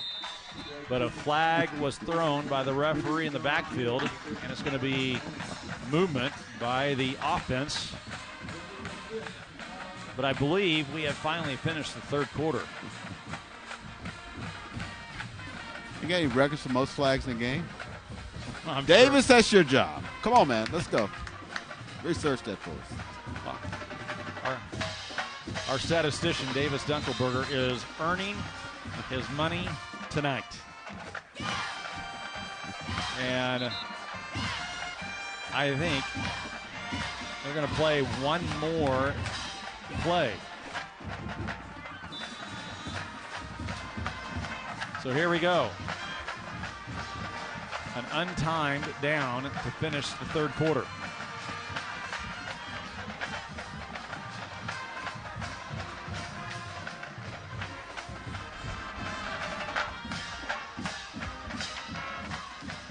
Keeper looking toward the end zone, has a receiver, and he falls down in the back of the end zone. It's incomplete, and we have finished the third quarter. 35-9 our score. Come back and join us after the break. We will have the final quarter right after this.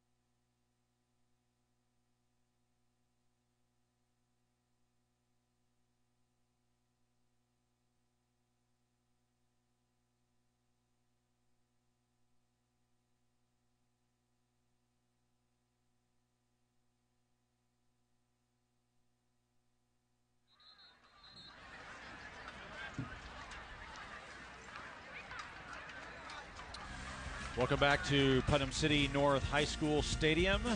35-9 as we start the fourth quarter. Let's go downstairs to Ed Murray. Ed, what do you have for us? Well, I got a couple of injury updates. Number 23, Kelvin Tucker, who got hit by McCoy on that drive. He hurt his mouth. He is done. He's taken his pads off. And 57, the left guard, had his leg worked on, but he may come back in. Here is Bryce Smith on the second down carry as we start the fourth quarter.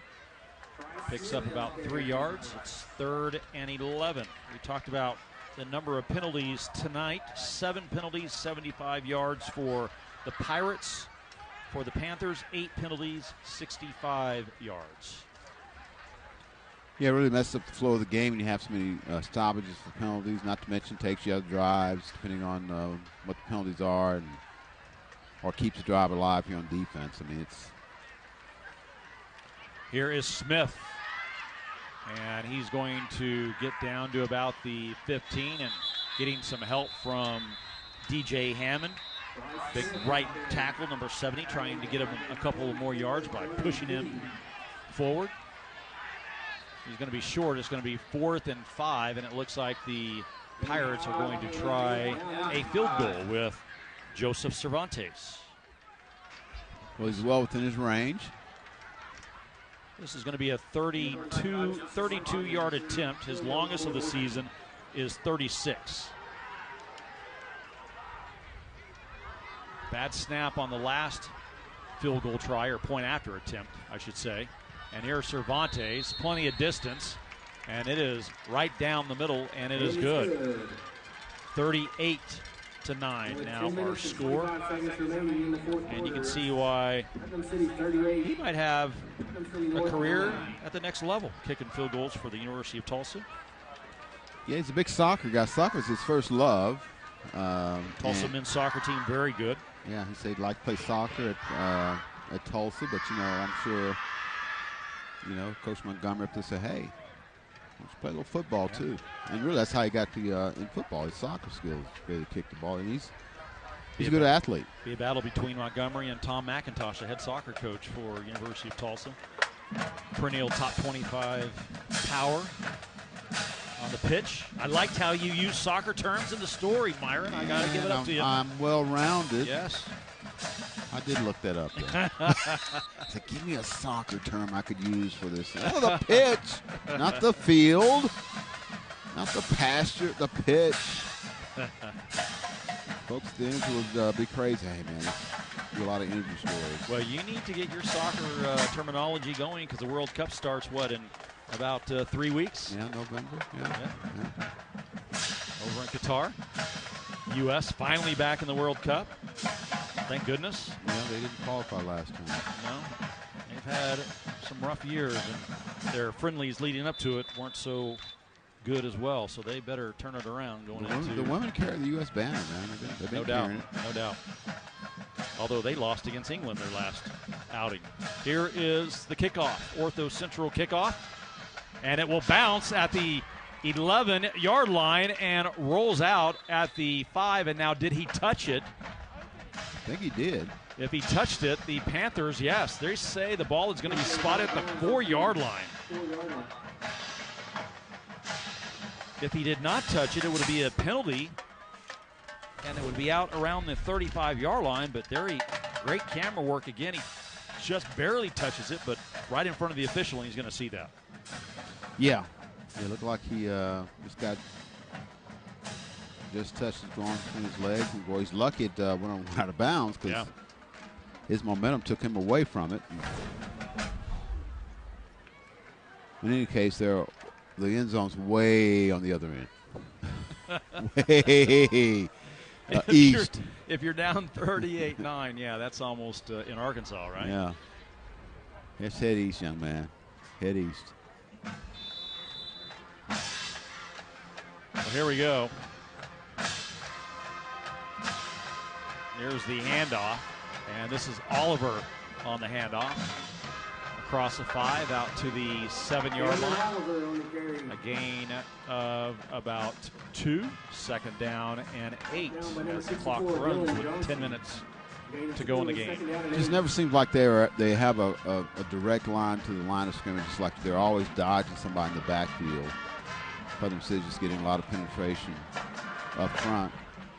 Jackson to pass, and his pass is caught. Not enough for the first down as Luke Ellis makes the reception. Jackson's pass is complete for number 14, Luke Ellis. It'll be 3rd and 4 from the 11. Number 28, Braylon Ketchum. It'll be 3rd down and 4.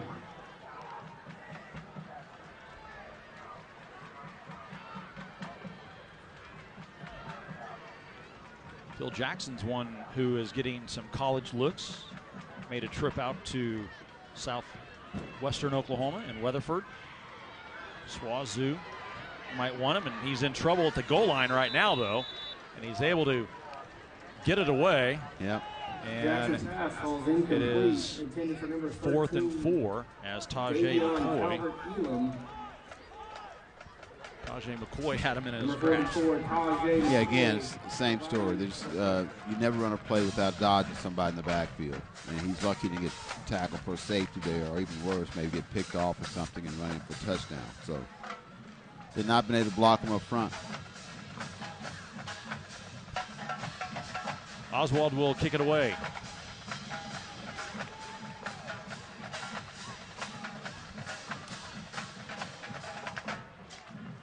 Good punt. Nice punt. And Ethan Scott fumbles the football, but it goes out of bounds as he tried to make the catch back around the 45-yard line. But that was a beautiful punt by Oswald. And so the Pirates take over 1st down and 10 at their 45 with 8:48 to play. Let's go downstairs to Ed Murray. Ed. Hey, Jack, I just talked to Putnam City North Principal Carol Burr. The medical incident we had at halftime, I said, how's the person?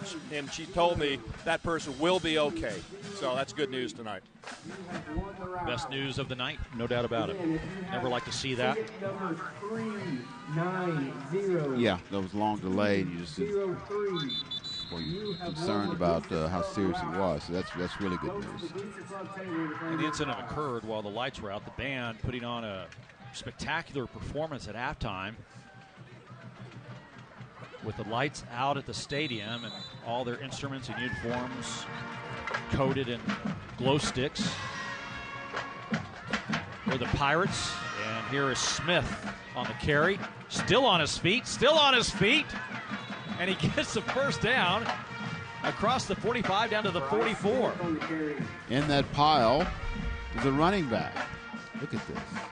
Turn those legs, goes in reverse, still going. And of course, it's coming back. There's a flag, possibly. A flag? Really? What? Penalties tonight? Let's see what this one is.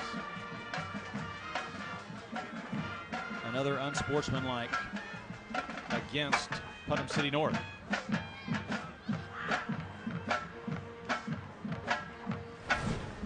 And this is after the play, and there it is right there.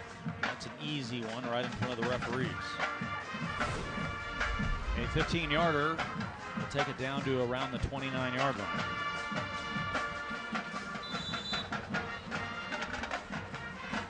Penalty moves ball to the 29-yard line. 1st and 10 Pirates.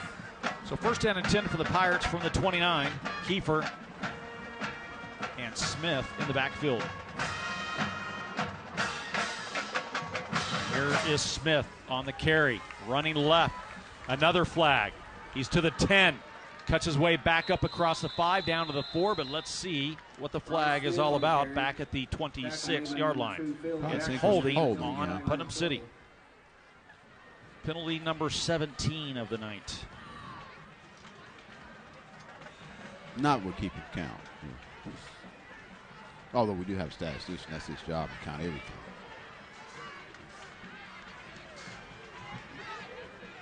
Come on back.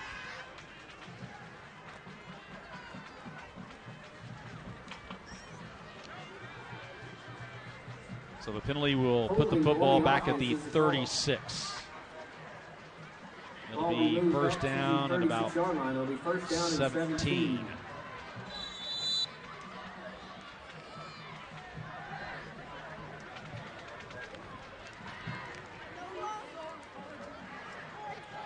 Kiefer in the backfield by himself. 5 wide receivers in the game for the Pirates. Kiefer in trouble, and he's sacked back at the 44-yard line. DeMar Davis, number 55, on the sack for the Panthers, along with Ryan Gooch, number 28. Yeah, here you see just sent him on a blitz and just came free and got him at the ankles.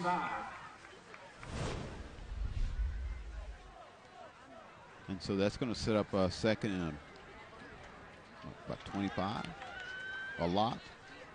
They need to get to the 19 for a first down. 25 yards to go. Kiefer stepping up, throws it over the middle, and he has his receiver. It is caught. Touchdown.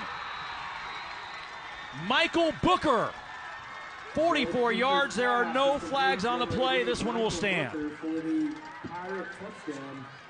Just hit him right down the middle of the field. Almost looked like they went on some kind of prevent. I don't think that was it, but right there in between 2 defenders.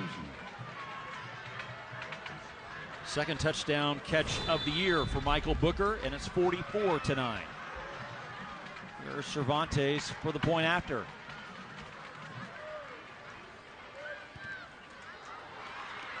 And the kick is blocked. Second point after attempt missed by the Pirates tonight. 6:52 to go in the game. 44-9 our score, and we're back after this.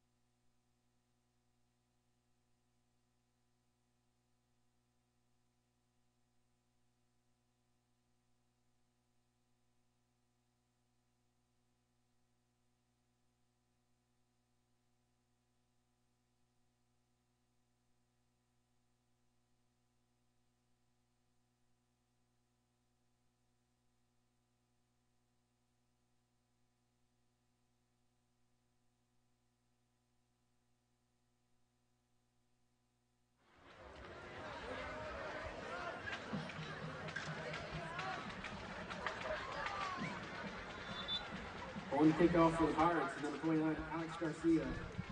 Welcome back, everyone. 44-9 our score. Kickoff for the Pirates after the 43-yard touchdown pass to Michael Booker. Michael almost dropped that. Hang on. He wouldn't have slept tonight had he dropped that pass. Here is Alex Garcia on the Ortho Central kickoff. It's a short kick and fielded. He should have let that go out of bounds, but he fielded it. He caught the football at the 18 and stepped out, and that's where the Panthers will take over. Elijah Corey returns the kickoff to the 18-yard line. Now, if you're North, this game's in the books. Can you get some positive offense going? Kind of work on some things. Can you keep 44 out of everybody's face, quarterback's face? They have a winnable game next week against Lawton here at home, and then they go to Deer Creek. Clock runs, 6:40 to go. First down and 10 from the 18. And they have a player late getting in on the field, finally on. And here is the keeper by Jackson. Nice run, back up the middle, across midfield. Actually, it's Oliver. Can he break away to the 30, to the 20, down to the 10, and he's going to score. He's fast. But there's a flag back at the line of scrimmage. Of course there is. But we'll marvel at his speed for a moment, because the guy can run. I mean, he is. Second time tonight. He's got to be a track guy. He gets that head back. Oh, man. Yeah, come on back. It's a great run, though. Holding on the Panthers.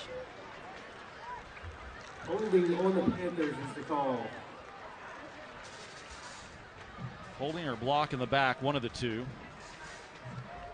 It's going to be a block in the back. That is declined, and a hold. So we had 2 penalties on the play. Let's watch it again. There's the block in the back. Yeah. The hold was back at the line of scrimmage. That's Tajay McCoy trying to chase him down there. Of course, you can't let a defensive end run you down. I don't care how good of an athlete is. You can't let that happen. And of course, he did.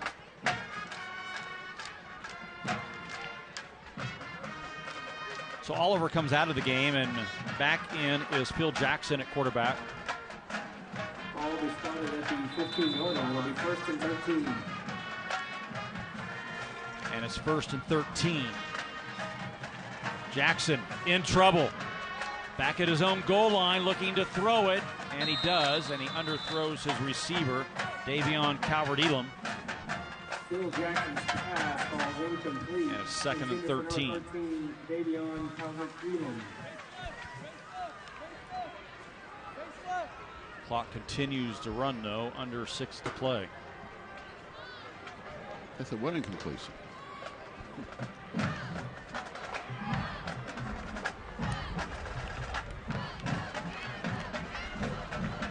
Jackson hands off to Churchwell. And Churchwell still on his feet out to the 20-yard line. Nice leg drive by him. Pick up some extra yards with guys hanging all over him. 6-yard carry to the 21. 3rd and 7. Tackle made by number 59, Cy Phipps. Gain of 6 to 3rd and 7.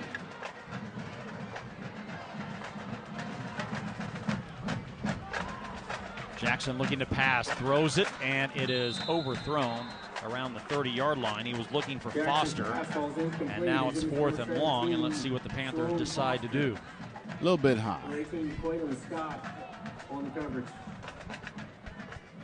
I mean, can you really afford to go for it here? Well, they're going to bring in Cameron Oliver in the backfield. It's 3rd and 8, excuse me. 4th and 7. Oh, yes, 4th and 7. Okay, yeah. So here is Oliver and a lineman, offensive lineman on that right side. Garrett Kitchko moves. So now it's going to be 4th and 12.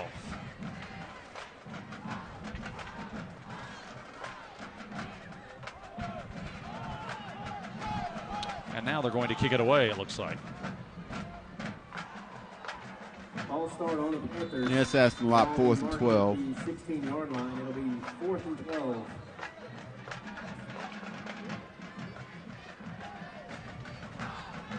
So here's Oswald to kick it away. No one back deep for the Pirates.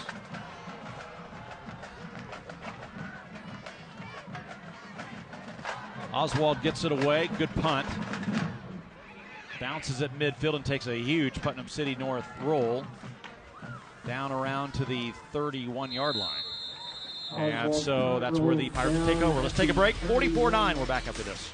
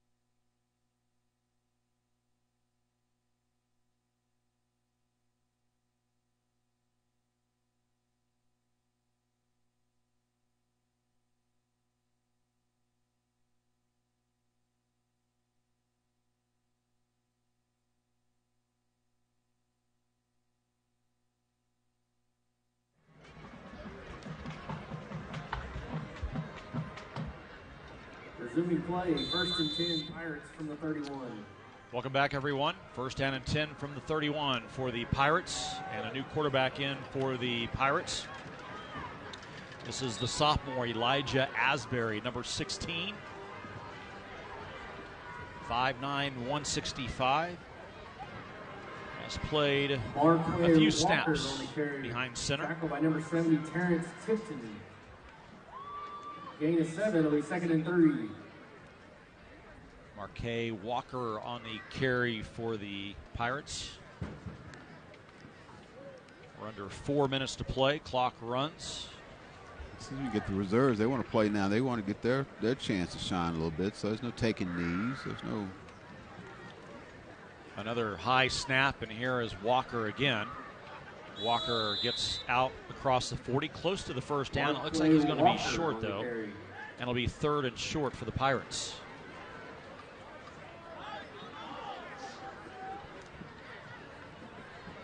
Tackled by number 34, Marcus Frazier. Well, the Pirates have a big game next week against Choctaw before they close out against Northwest Classen.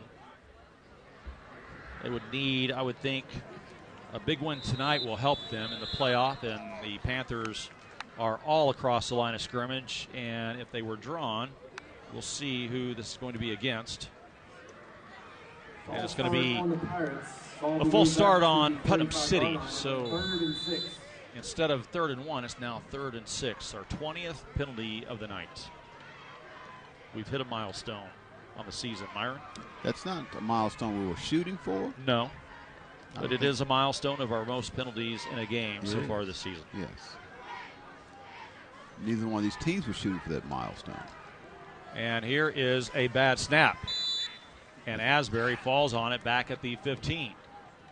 So now it's going to be 4th and around 26, so they'll have to kick it away. 15-yard line. It'll be 4th down and 26 for the Pirates.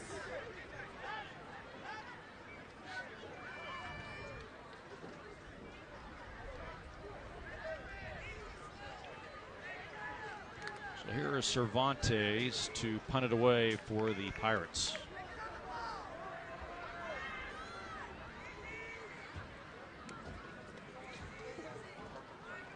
Play clock down to 5. They're letting it run out or run down.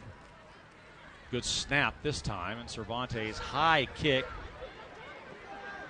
And there's got to be a flag on this one as the return man for the Panthers was hit before the ball. We're not going to allow you to catch the punt. That's just not going to let you do that. Yeah. Calvert Elam was the return man, and he was smashed before the ball even got there. I think the official said, you know what? There's a minute 42 left. I've got flag elbow. And let's just eat this one. Well, while we have time, let's do our GMC player of the game. Are we doing that, Mark? Yeah, let's do our GMC player of the game. And, of course, it's going to be the big man, number 44, Tajay McCoy. Who else? He's been on offense. He's been on defense, Myron. He's been everywhere. Yeah, he's had an impact every time he's on the field, and you got to account for him. And here he's delivering a big blow that sacks, tackles for loss, offensive player. I mean, he's just, you see why he's rated so high in the state. And I like what Ed Murray said before the game is he has had at least 5 sacks and fumbles that have led to touchdowns. And again tonight, there's a big hit at the line of scrimmage. Mason Curran Moore on the carry. Tackled by number 20, Quavion Jarrell. There he is right there. Tajay McCoy.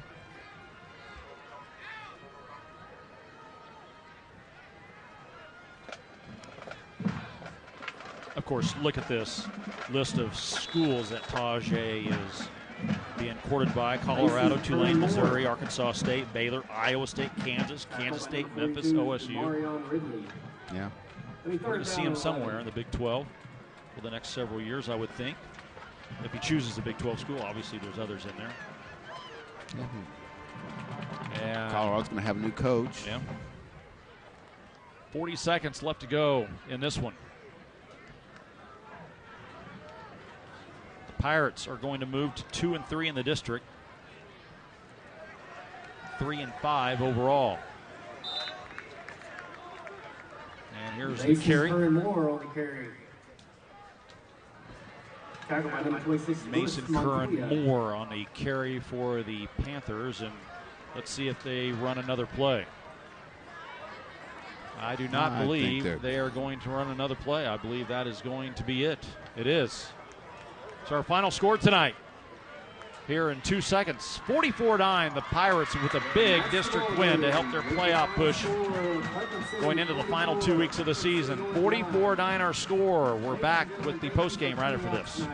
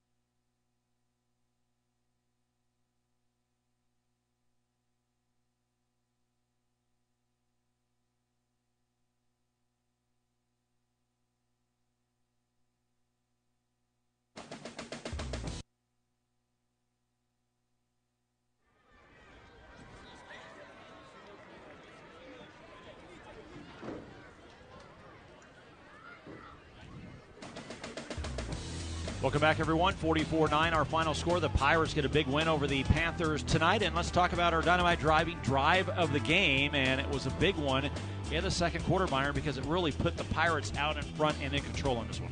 Yeah, they took 10 plays, 73 yards, and ate up the clock, and ran great adjustment on the pass right there. Did a little bit of everything, and kind of took control of the game at this point on. And there you see the touchdown by the quarterback tonight, Judd Kiefer. And so the Pirates win it 44-9, and they are with our Ed Murray. Ed, take it away. Coach, you look at that scoreboard, a 44-9 victory against an arch rival. When you had to have a victory to hope that postseason alive, you got to be proud of your guys. We needed that. We needed that one. We played hard, and we like playing here, so that was fun. What stood out to you tonight? My guys just fighting hard. We fought through a lot of stuff, but when we play for our city, we play hard. Well, Coach, we got a little something here for you. For the second year in a row, the Putnam City Pirates are the champions, a sweep of Putnam City. Run over Ed. Get out of the way, Ed.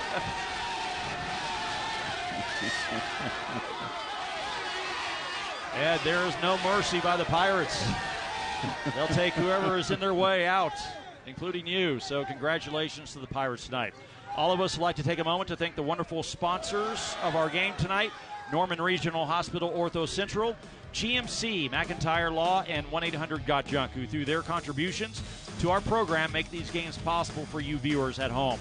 We'd also like to thank our other great sponsors for their contributions to our 2022 Friday Night Rivals telecast: High Five Media, Oklahoma Ford Dealers, Brahms Ice Cream and Dairy Store, Rose State College, Homeland Grocery, Dynamite Driving, and the United States Coast Guard. We'd especially like to thank tonight's participating high schools and their administrators for their continued support: Putnam City High School and our host, Putnam City North High School.